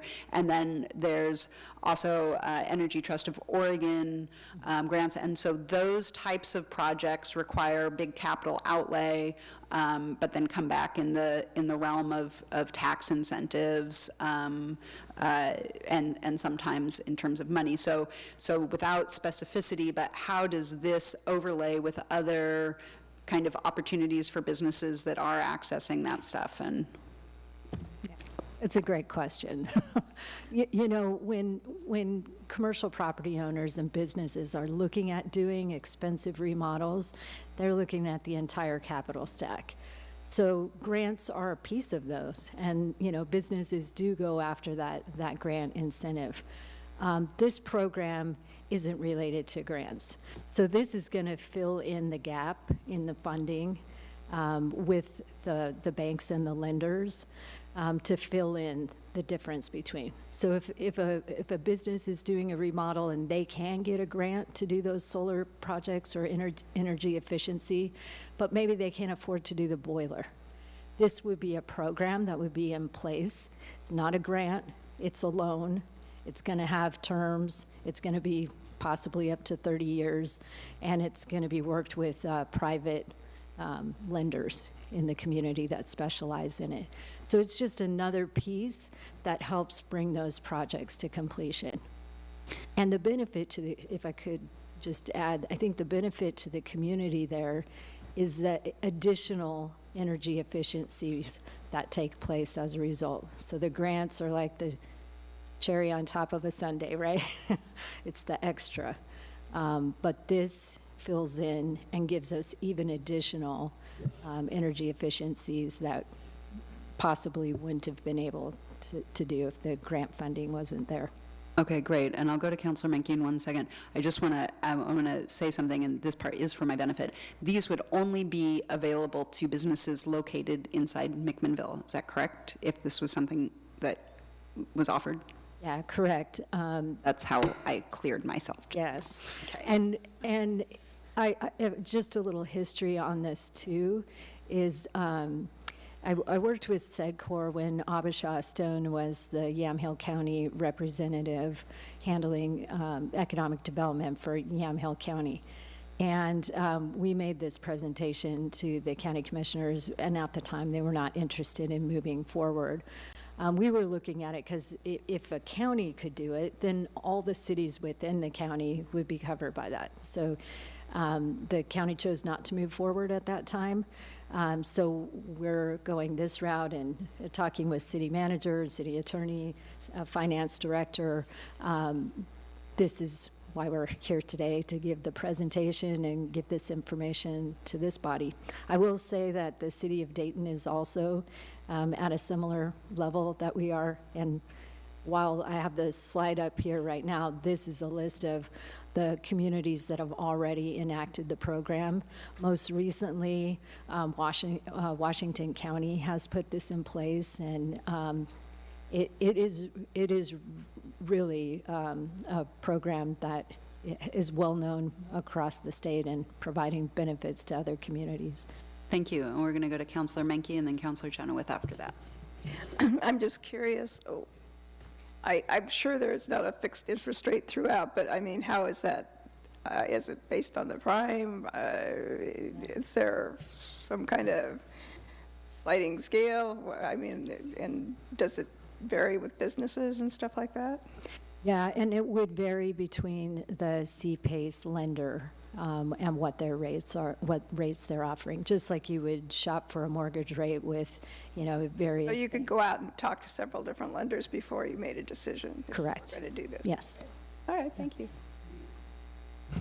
Councilor Chenoweth? So I have two questions. I didn't until you made comments there that added a second one. The first question is, you said the loan could pass with the lien. So is that different than typical liens where they get paid off at the sale of the transaction, or how does that work? Yes, this is a tax assessment, so it stays with the property. And Tax assessment. yeah. Okay. Yeah. That answers my question. Question number two, not so I can not aim it directly at anybody. Why would a government body choose not to move forward with this? Yeah, that's an interesting question, and I've asked myself that a lot. I mean, was there any rationale given in other government bodies where this was decided not to move forward on, or was it just something that was decided behind and you don't know exactly what the rationale was? I don't know what the rationale was at the time. And yeah, I mean, every jurisdiction gets the opportunity to determine. And, maybe a jurisdiction decides that it's really not something that they'll benefit from doing. I've been working with Dayton to try to help them with this program too. You'll see a lot of CPACE financing in hotel development projects. Think about like the glass and the HVAC systems. A lot of that is built into hotel projects. Right, And some of the largest deals that have been done across the country are related to hotel development. Yeah, the reason for my question, again, is not to point at anybody in specific, but rather to get an understanding, because when something like this gets brought before us, we see all of the positives. So what might be the negatives that I'm not seeing or might be present?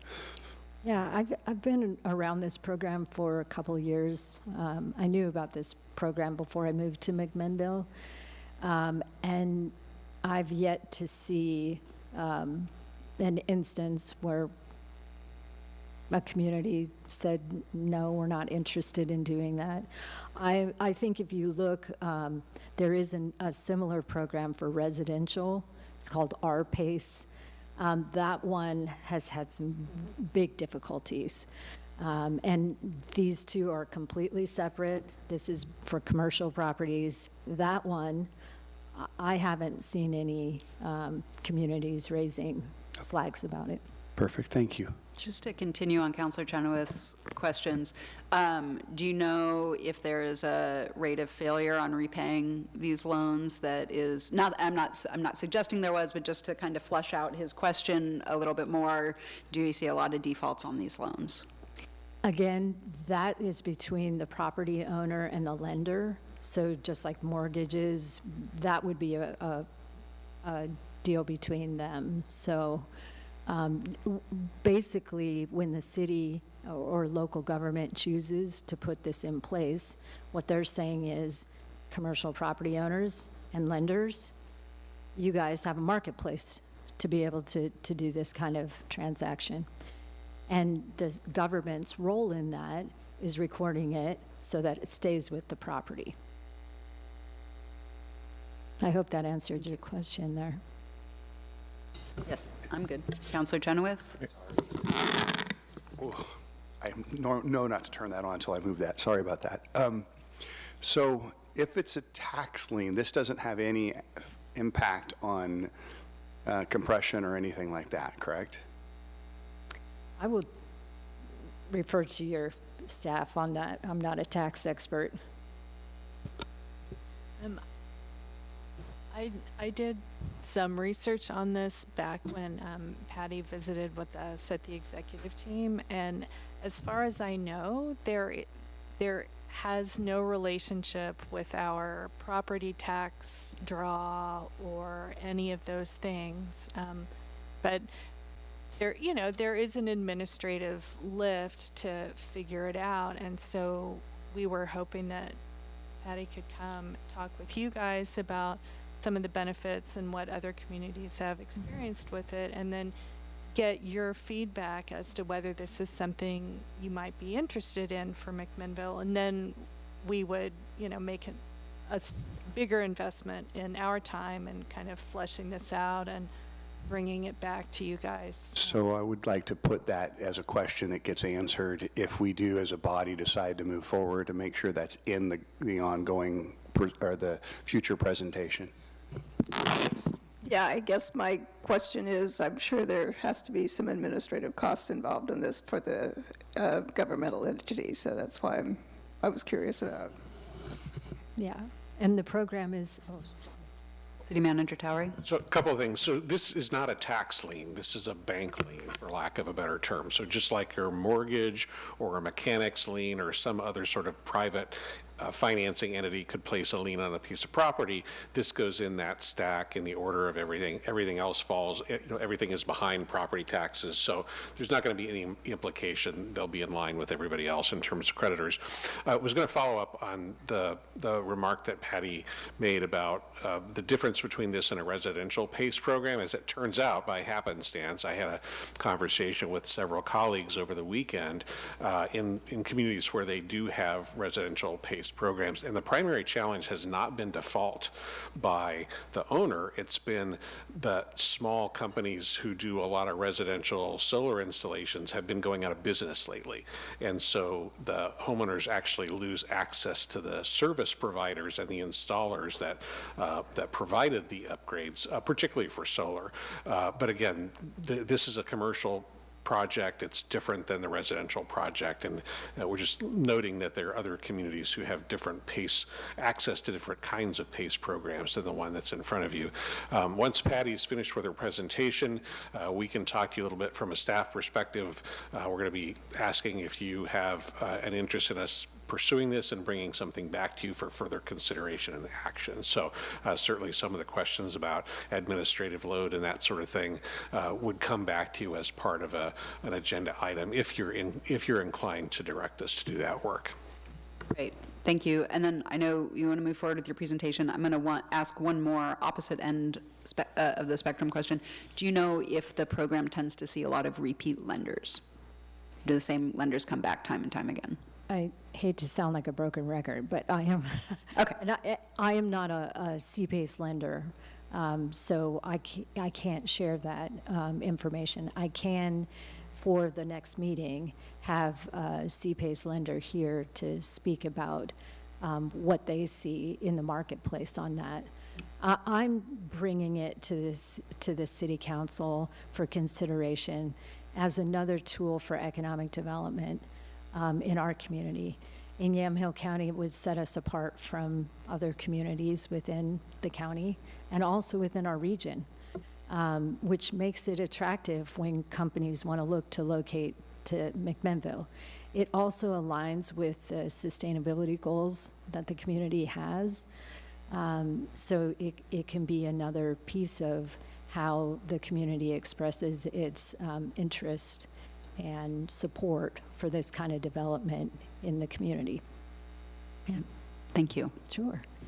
I'm going to go a little bit off script here, and you have this information in your packet, but I did want to share with you a couple things.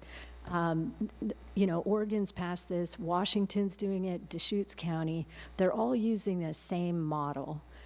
That's put together, and staff has those documents. A program guideline needs to be put together, and there's a model in there, a sample that can be followed to do that. The checklist that I mentioned earlier. So the model for this process is that the local government enacts the resolution to authorize creation of the program, and the department that will be administering the applications that come in. And then that resolution approves the program guide and draft documents and the legal parameters. So, program guide, legal documents that will be provided to the commercial properties and also to the lenders to be able to do those deals. In most communities, this program is handled in-house, and it's either handled by the Department or Office of Community Development, Planning, Building, Economic Development. Some communities even have a sustainability office, and they would handle a program like this. The applications, that checklist is completed by the lender and the property owner. And then what the local government does, or the CPACE administrator would do, is go through the checklist and make sure that they've done all of the steps that and followed the program guideline. And then once that is approved, and going through that checklist can take about 3 to 5 hours to process for an administrator. So, and we're looking annually, maybe 4 deals a year in a community this size, based on the conversations that I've had with lenders. Once the administrator approves that, then the property owner and the capital provider complete the legal documentation, finalize the transaction. The municipality then can charge that processing fee, which is suggested to be 1% of the deal, with a maximum up to $15,000. So it's not going to be a moneymaker for the community, right? It's may cover admin cost, may not. It may break even, right? So, but what it does do is, for a small amount of administration fee, it does open that door to help those projects get across the line. I think at that, just to summarize, you've got the examples, you've seen those, and really grateful for the opportunity to be able to share this with you tonight, and want to thank Jennifer and Jeff for their support. And we've talked about this for a while, and excited to be able to bring this forward to you tonight. And thank you for all your great questions. Thank you. Thank you for the presentation. We can kind of give a nod towards staff. I personally would say that this is logical, beneficial for the community, has staff support, and as you mentioned, seems like it'll be a benefit for local economic development. So has my support, and kind of go around the dais if anyone wants to add anything. Or Councillor Geary, start with you. We got a thumbs up. Councillor Chenoweth? My support, but I do want to hear costs. Thank you. Councillor Payne? I support it. I kind of defer to Chris's comment. Why not do it? Sounds like a good thing, and I think we should investigate, yeah. And Councillor Geary again? I'll have a bunch of questions about it on the way back, but I think I could maybe give you a call or something. Just more into the minutia about each type of project and the basis for the decision making on what those projects are. Great. Wonderful. Thank you for your time. Thank you for your time. We will now go to advice and information from councilors and department heads. I will start on my left this evening with Councillor Geary. Be brief. The DEIAC met last week, but I was out of town on vacation. MURAC, in lieu of a meeting, you had your developer walk through or walk through at Ultimate RB, the showcase, so maybe you can provide an update on that if you would. And then just a little old MacPack update, the potential bond for the facilities. The survey is still open through next week via iHeartMac.org. So if you haven't expressed your thoughts on that, you should. It'll all go to the record and come to us for digestible input. That's my report. Thank you. Councillor Chenoweth?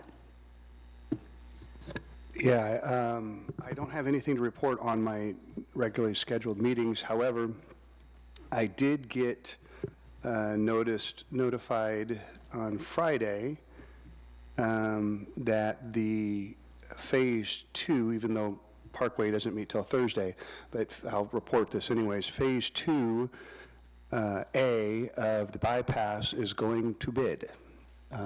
So we are finally, that's what it says. What I got was Savannah Crawford, our ODOT Region 2 manager, has advised me that the project labor agreement required by Highway 219 Bypass Interchange Project has been executed by all relevant parties and has been approved by the Federal Highway Administration.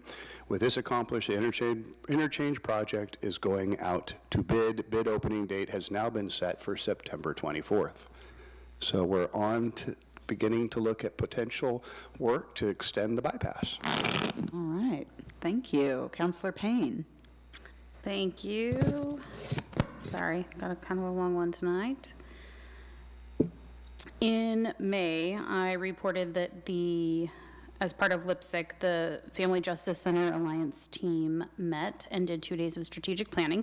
We've now received the report as a result of that strategic planning session, and there's a lot of really great detail and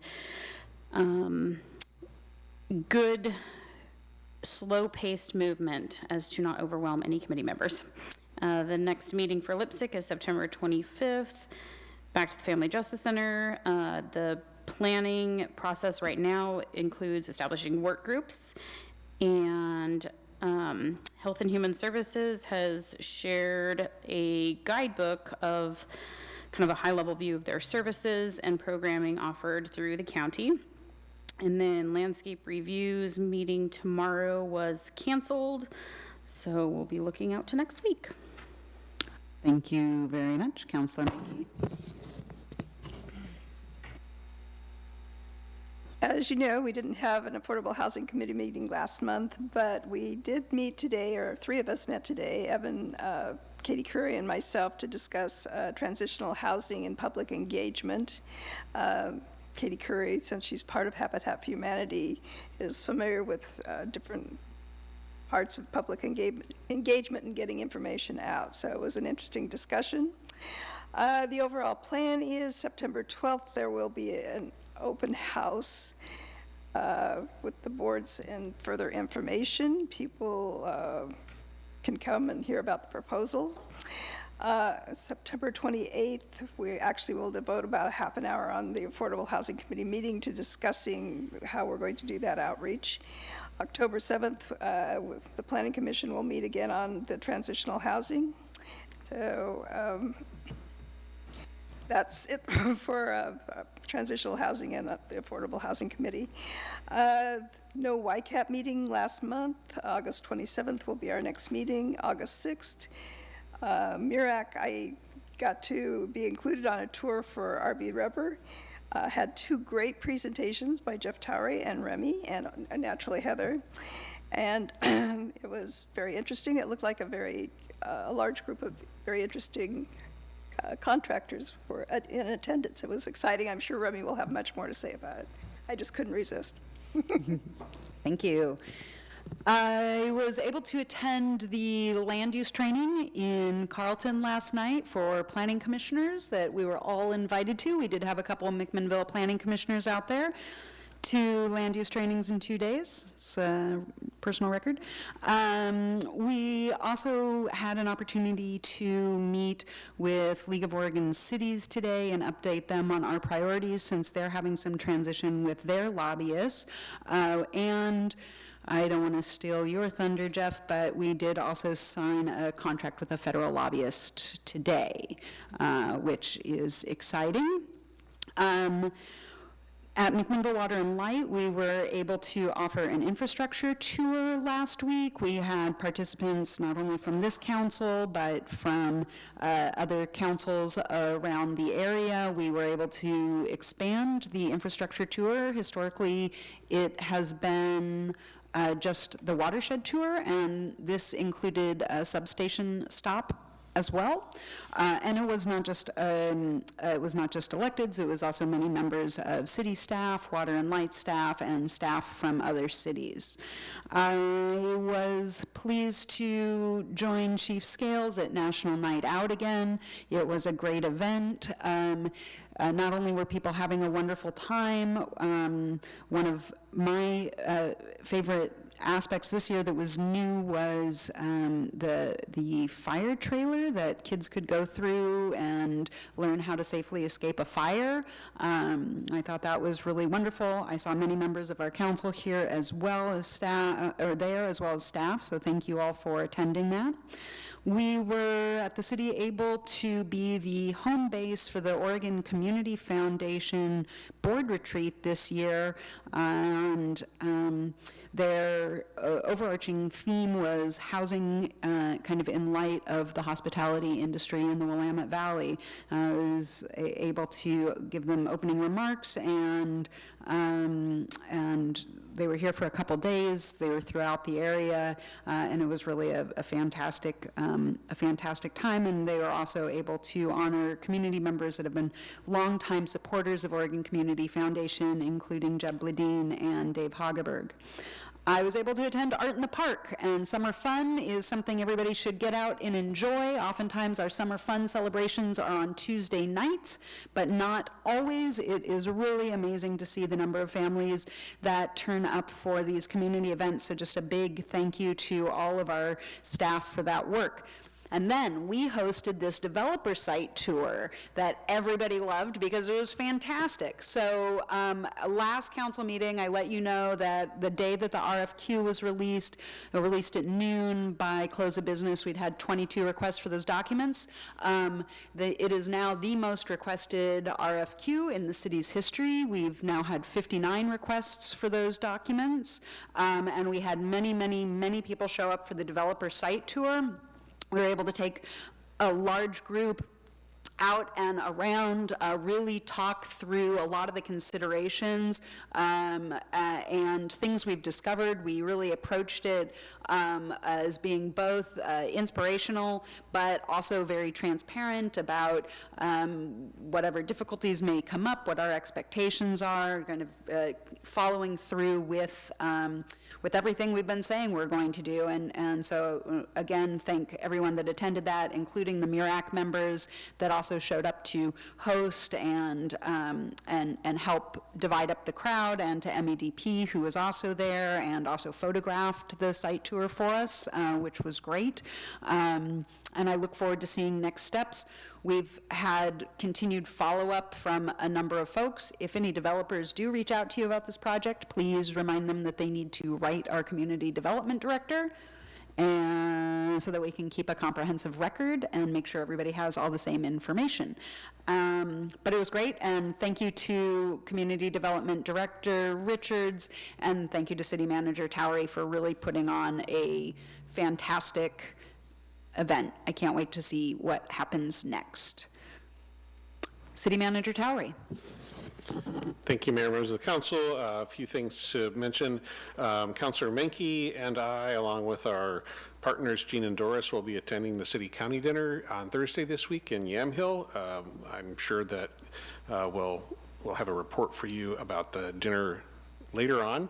As the mayor mentioned, we have retained Smith, Dawson, and Andrews to provide lobbying and grant services for the city for federal projects, and specifically a possibility of grant support for the 3rd Street construction project.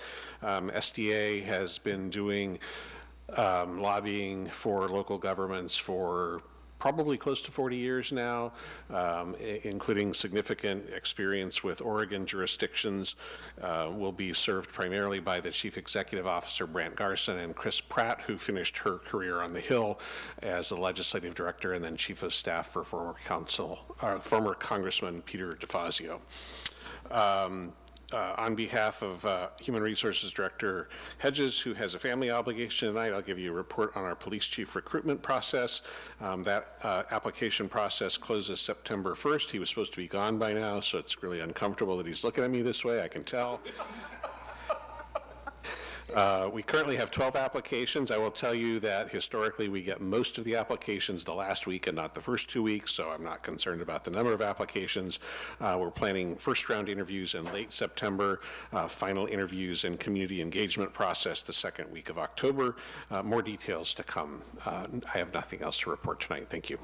Thank you, City Attorney David Leitenberg. And your haircut looks very nice. Thank you.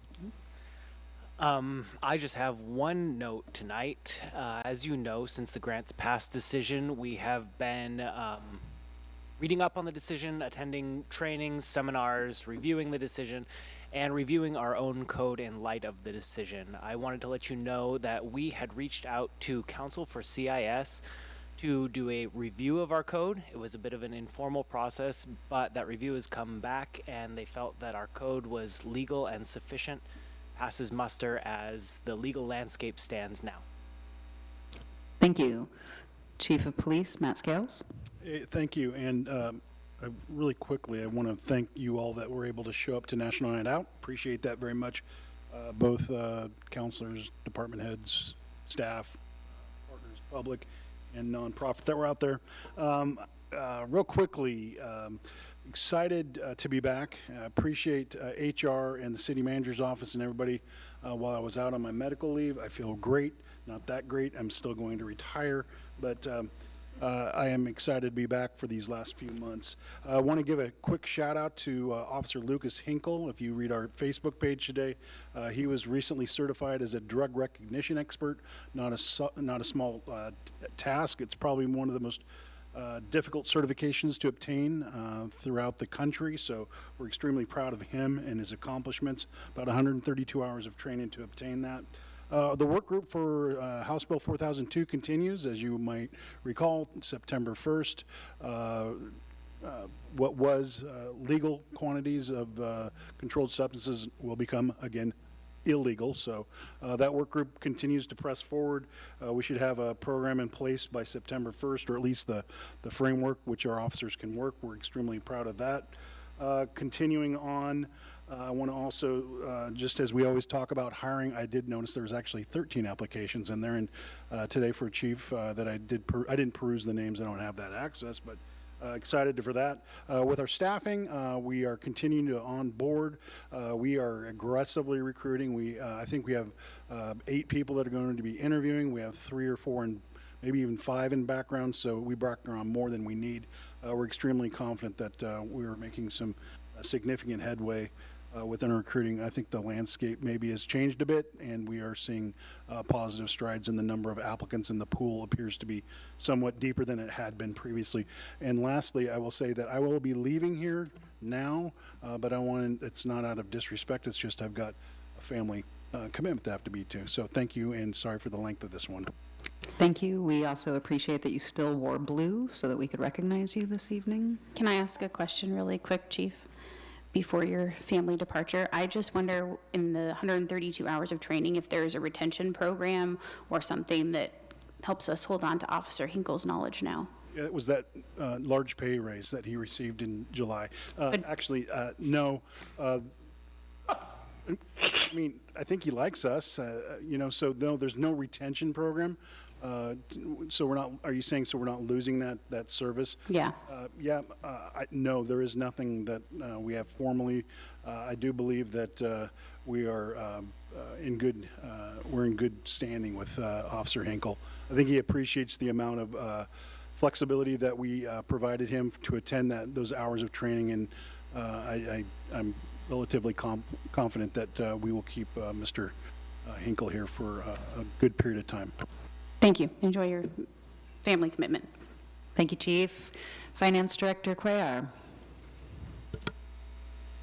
Well, I'm happy to be back after my forays around different places throughout the month of July, and we are deeply into closing out the transactional part of the fiscal year that closed on 6/30. So the books are open for 2 months for those, last revenues to come in, to pay those final bills, all that kind of thing. And we also have another foot still in kind of budget land, where we've gotten 4 responses to an informal request for quotes around budget applications that have some financial transparency components to them, and we're really excited to look at that. So we've got a team looking at those proposals, and hopefully we'll have some interesting options for consideration in that area.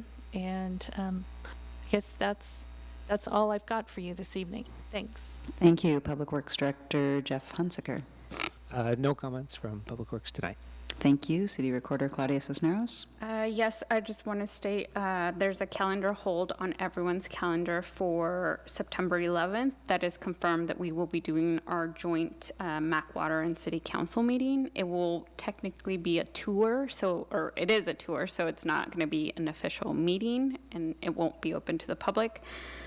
As we are touring facilities. So just be on the lookout for the agenda that we'll post.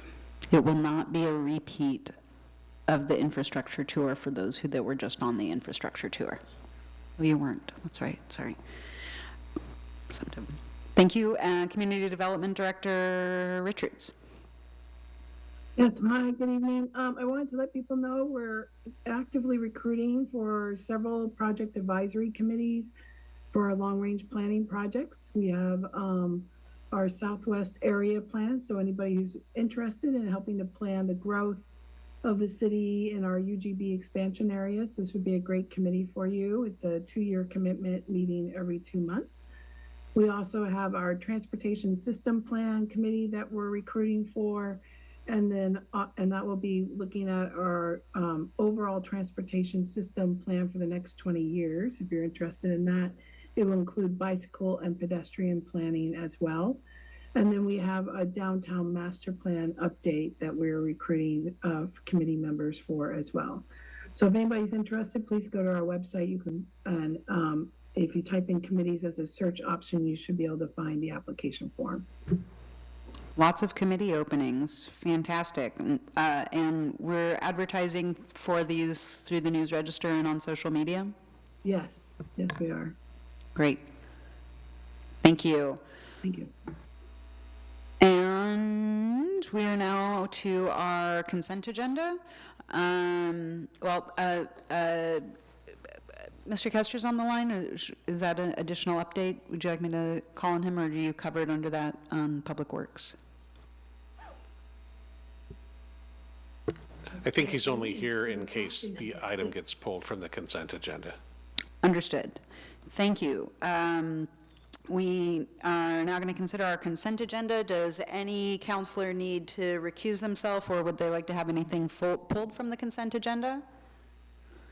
Not seeing any. I would like to just state for the record that item A, that I have had past business dealings with the business named in item A and may again in the future, but it does not impact my ability to oversee this part of the council meeting this evening. And I would entertain a motion to approve the consent agenda as presented. So moved. Second. I have a motion from Councilor Geary and a second from Councilor Menke. All in favor, please signify by saying aye. Aye. And those opposed say nay. And the motion passes unanimously. Thank you.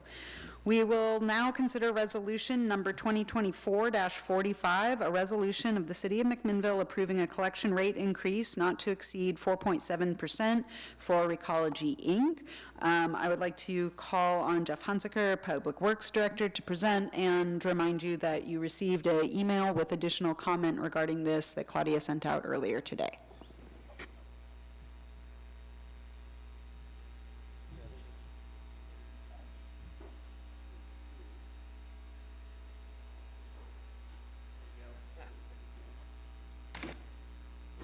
There's a Public Works joke in there, but I don't know what it is.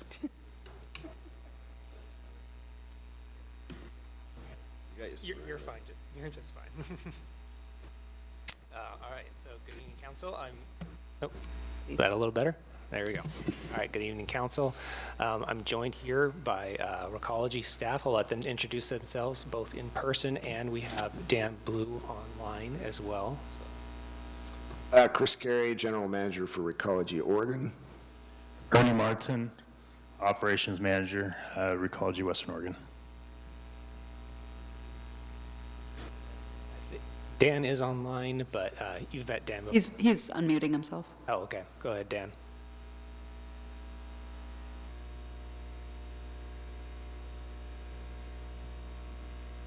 Oops, we can't hear you, Dan. Shadows.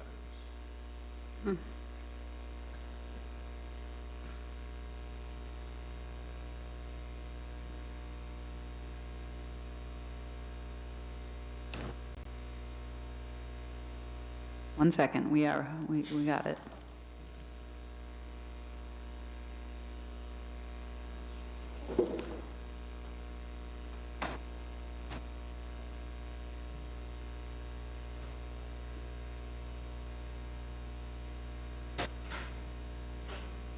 Okay, can you hear me now? We can.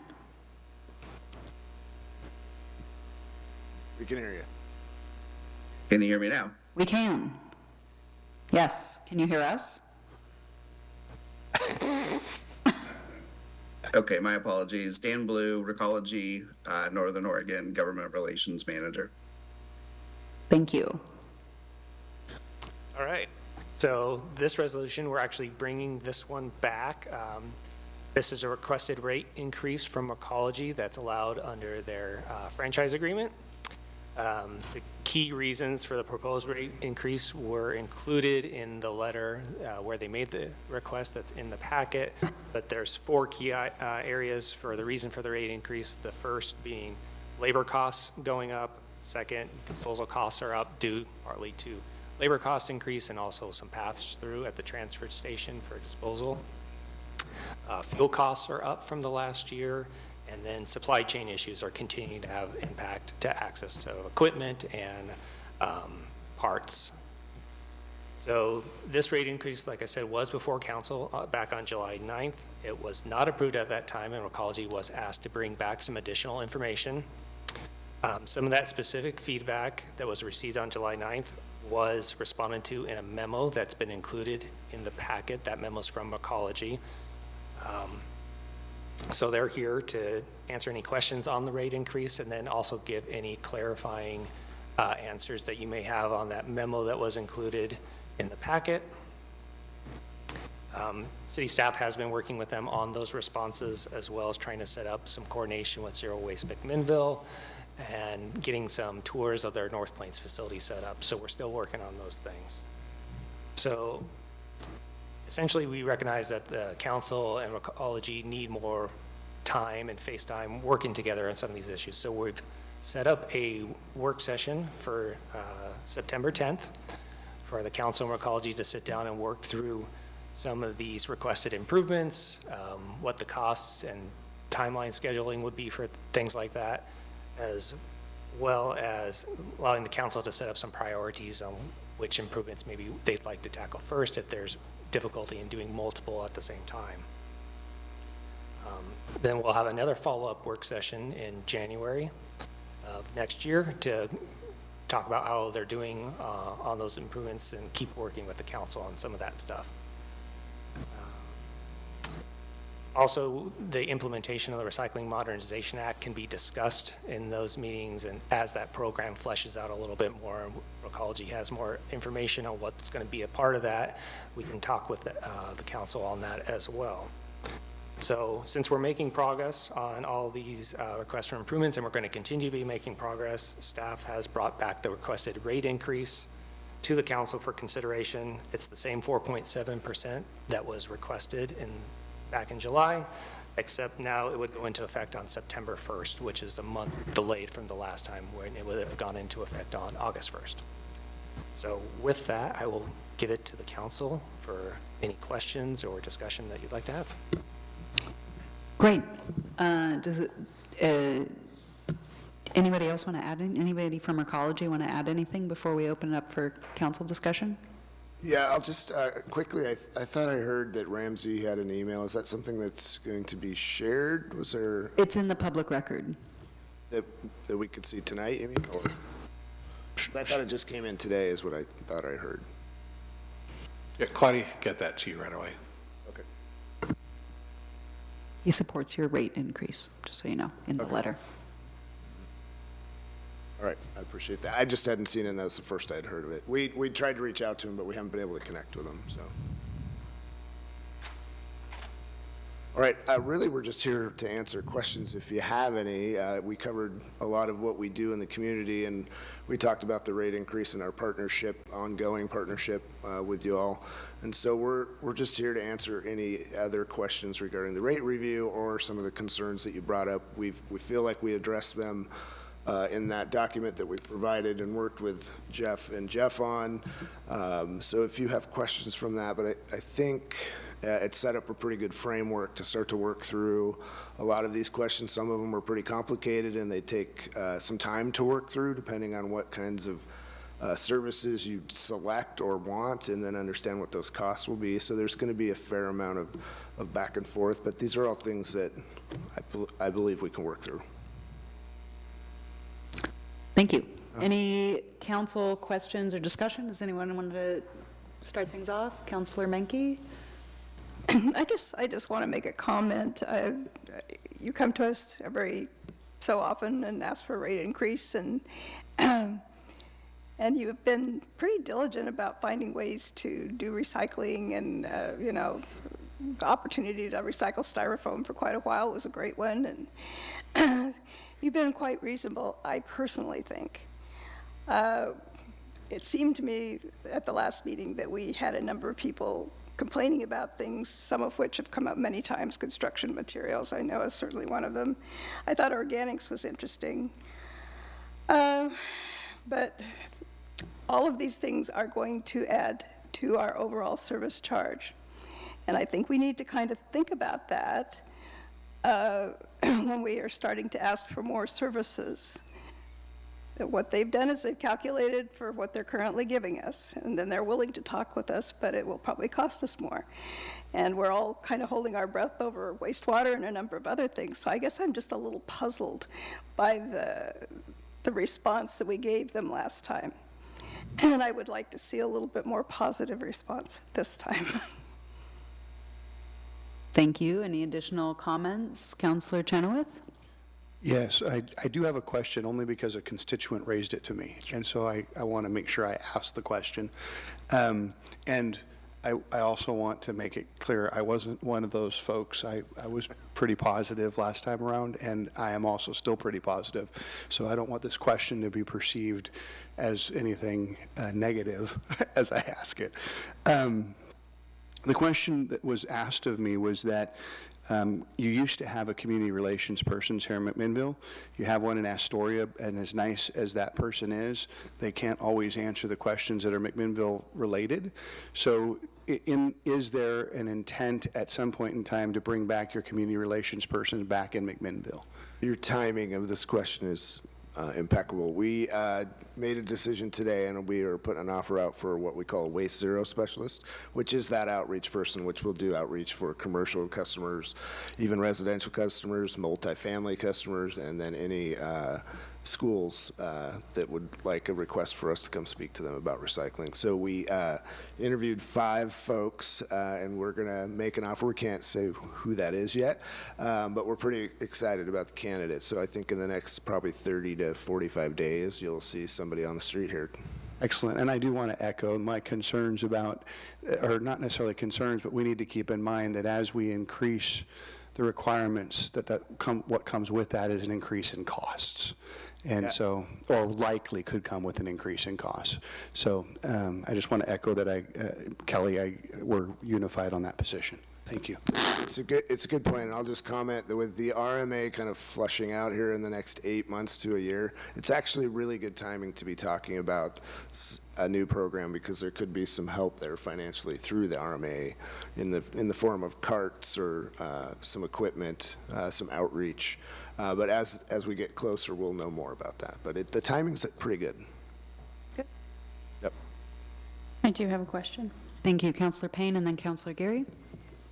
Thank you, Mayor. I'm curious, and maybe this question's more for Jeff, is when, so I know that the franchise agreement began in 2009, but when does it expire? Annual. So we have a franchise that right now every year it rolls over for another 5. So is that consistent with how you understand it?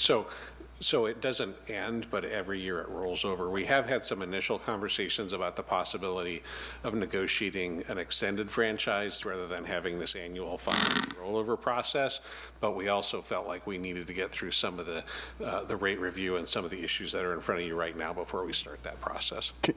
Can I follow up on that? What do you mean every year it rolls over for another 5? So it goes, yeah, so right now it would expire, if either party gave notice, it would expire in 4 years, but each year it goes another 5. Does that make sense? There's an extended notice period, so it's sort of, there's a rolling 5-year end to the franchise that goes out. And if I could add to that, the reason that those are Those franchises are designed that way. It's across almost all of Oregon. We see what we call these rolling franchise agreements.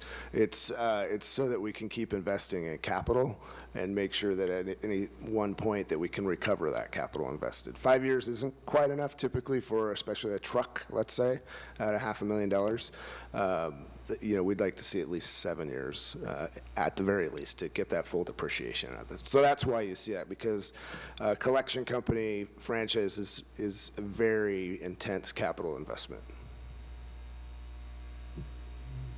Thank you. And Councilor Geary. Thank you, staff, for bringing this in. I think it's nice to see a roadmap for more frequent collaboration at this level. If we're the body charged with managing the franchise, it's nice to see it more than when you come and ask for the rate increase. So I appreciate that roadmap to the dedication. I'm hesitant to I'm still at the same point I was early July, and I could get moved there after that September work session, but perhaps it's enough at this point on the offer of working more in agreement and spending more time with the franchise agreement to understand some nuances. So a few things I had to put a finer point on my concerns that I shared last time were with the construction and demolition, and the goal of waste stream diversion is and you guys followed up with me 2 years ago and offered the same thing this last year, and we still haven't gotten anywhere. But it's not that necessarily I want Recology to offer that. It's that I want that to be a service that somebody in the city of McMinnville can procure. There are people outside the city of McMinnville that offer services for contractors or for homeowners for a very affordable rate, can come and pick up a box and divert all of that from the waste stream, or as much as possible from the waste stream.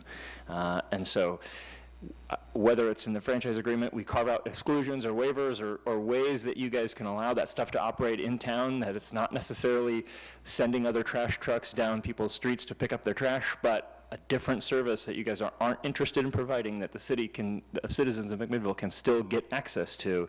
That's what I would like to see when it comes to construction and demolition. The styrofoam recycling, and I understand your supply chain issues, don't appreciate how it happened, and in conjunction with the rate increase, so would still like to see more movement there.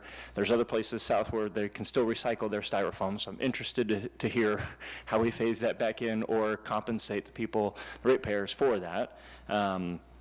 Organic food waste, again, yeah, we still would like to see that happen. And then I know just looking at that franchise agreement and the rate structure for how you guys have had to pivot post landfill closure to people coming in and what the rates you're charging those people, to make sure that user fee is getting actually paid and not the ratepayers are paying to offset all that burden to our transfer station due to the closure of the landfill. So happy to go over all that stuff more in detail at that work session, but just kind of wanted to run through those areas of concerns I had on top of what I know Councilor Peralta and Councilor Garvin had as well at the July meeting. So not that we have to rehash all that out now. It sounds like we're going to go through the work session, so I'll let you guys off the hook. I just wanted to elucidate that a little bit more. Yeah, I think for me, that's very helpful.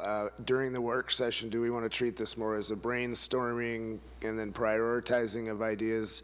And then we'd come back at the second one with here's what it's going to take logistically and some pricing, that kind of thing? No, I think that the council's been very clear about the things that we want to see have happen in terms of our waste management, and those are fairly detailed in here. So I think it would be what we would like at this work session is that you're going to come back with much more specificity of how you can move some of these objectives forward, including food waste, including construction materials, and including some of these other materials that we could formally recycle. But some, I think if we're talking about prioritization, we need feedback from you on that, right? What can you do next? These were great memos, but like in the, excuse me for my but like in the memo on organic food waste, it said that I think it said that you're working with Chippewa Farms. But it also talks a lot about how you would need to expand services. Well, to me, that doesn't all align, or I don't quite understand where the hiccup is there or what the demand is. So flesh that out for us a little more. How can we support this local startup that's getting federal investment that can literally divert all of our organic waste to it? Tell us how we can do that. On styrofoam, I think it's a little pinch point for us. When we were talking last time, I mentioned that it had been attached to a rate increase, and it was stated in here, and I don't remember who stated it, but it was one of you gentlemen stated that that hadn't been part of a rate increase, that it was separate because it was something that was offered at the facility, but on going back, that's not true. It was part of a rate increase. It was a 0.5% rate increase. So, yes, we would like that to come back. So either how is that going to happen, or how is the public going to be accommodated for that? And similarly, not on behalf of the entire council, but certainly I'm in alignment with Councilor Geary on the construction debris that come back to us with some options or some solutions. It would take a 30% increase to stand this up, or yes, we would be amenable to allowing some other collection happen in the city, or whatever the other option might be, but some more specificity. I'm gonna pick up Council President's scales response here on the public access scales. And I'm just going to push back on your response. I'm going to take the liberty of doing it on his behalf, because I think that he would push back strongly on your response, that it's just not an issue and that you don't hear it's an issue. You've been hearing it's an issue in here for years, and you hear it from us when we hear it from our constituents.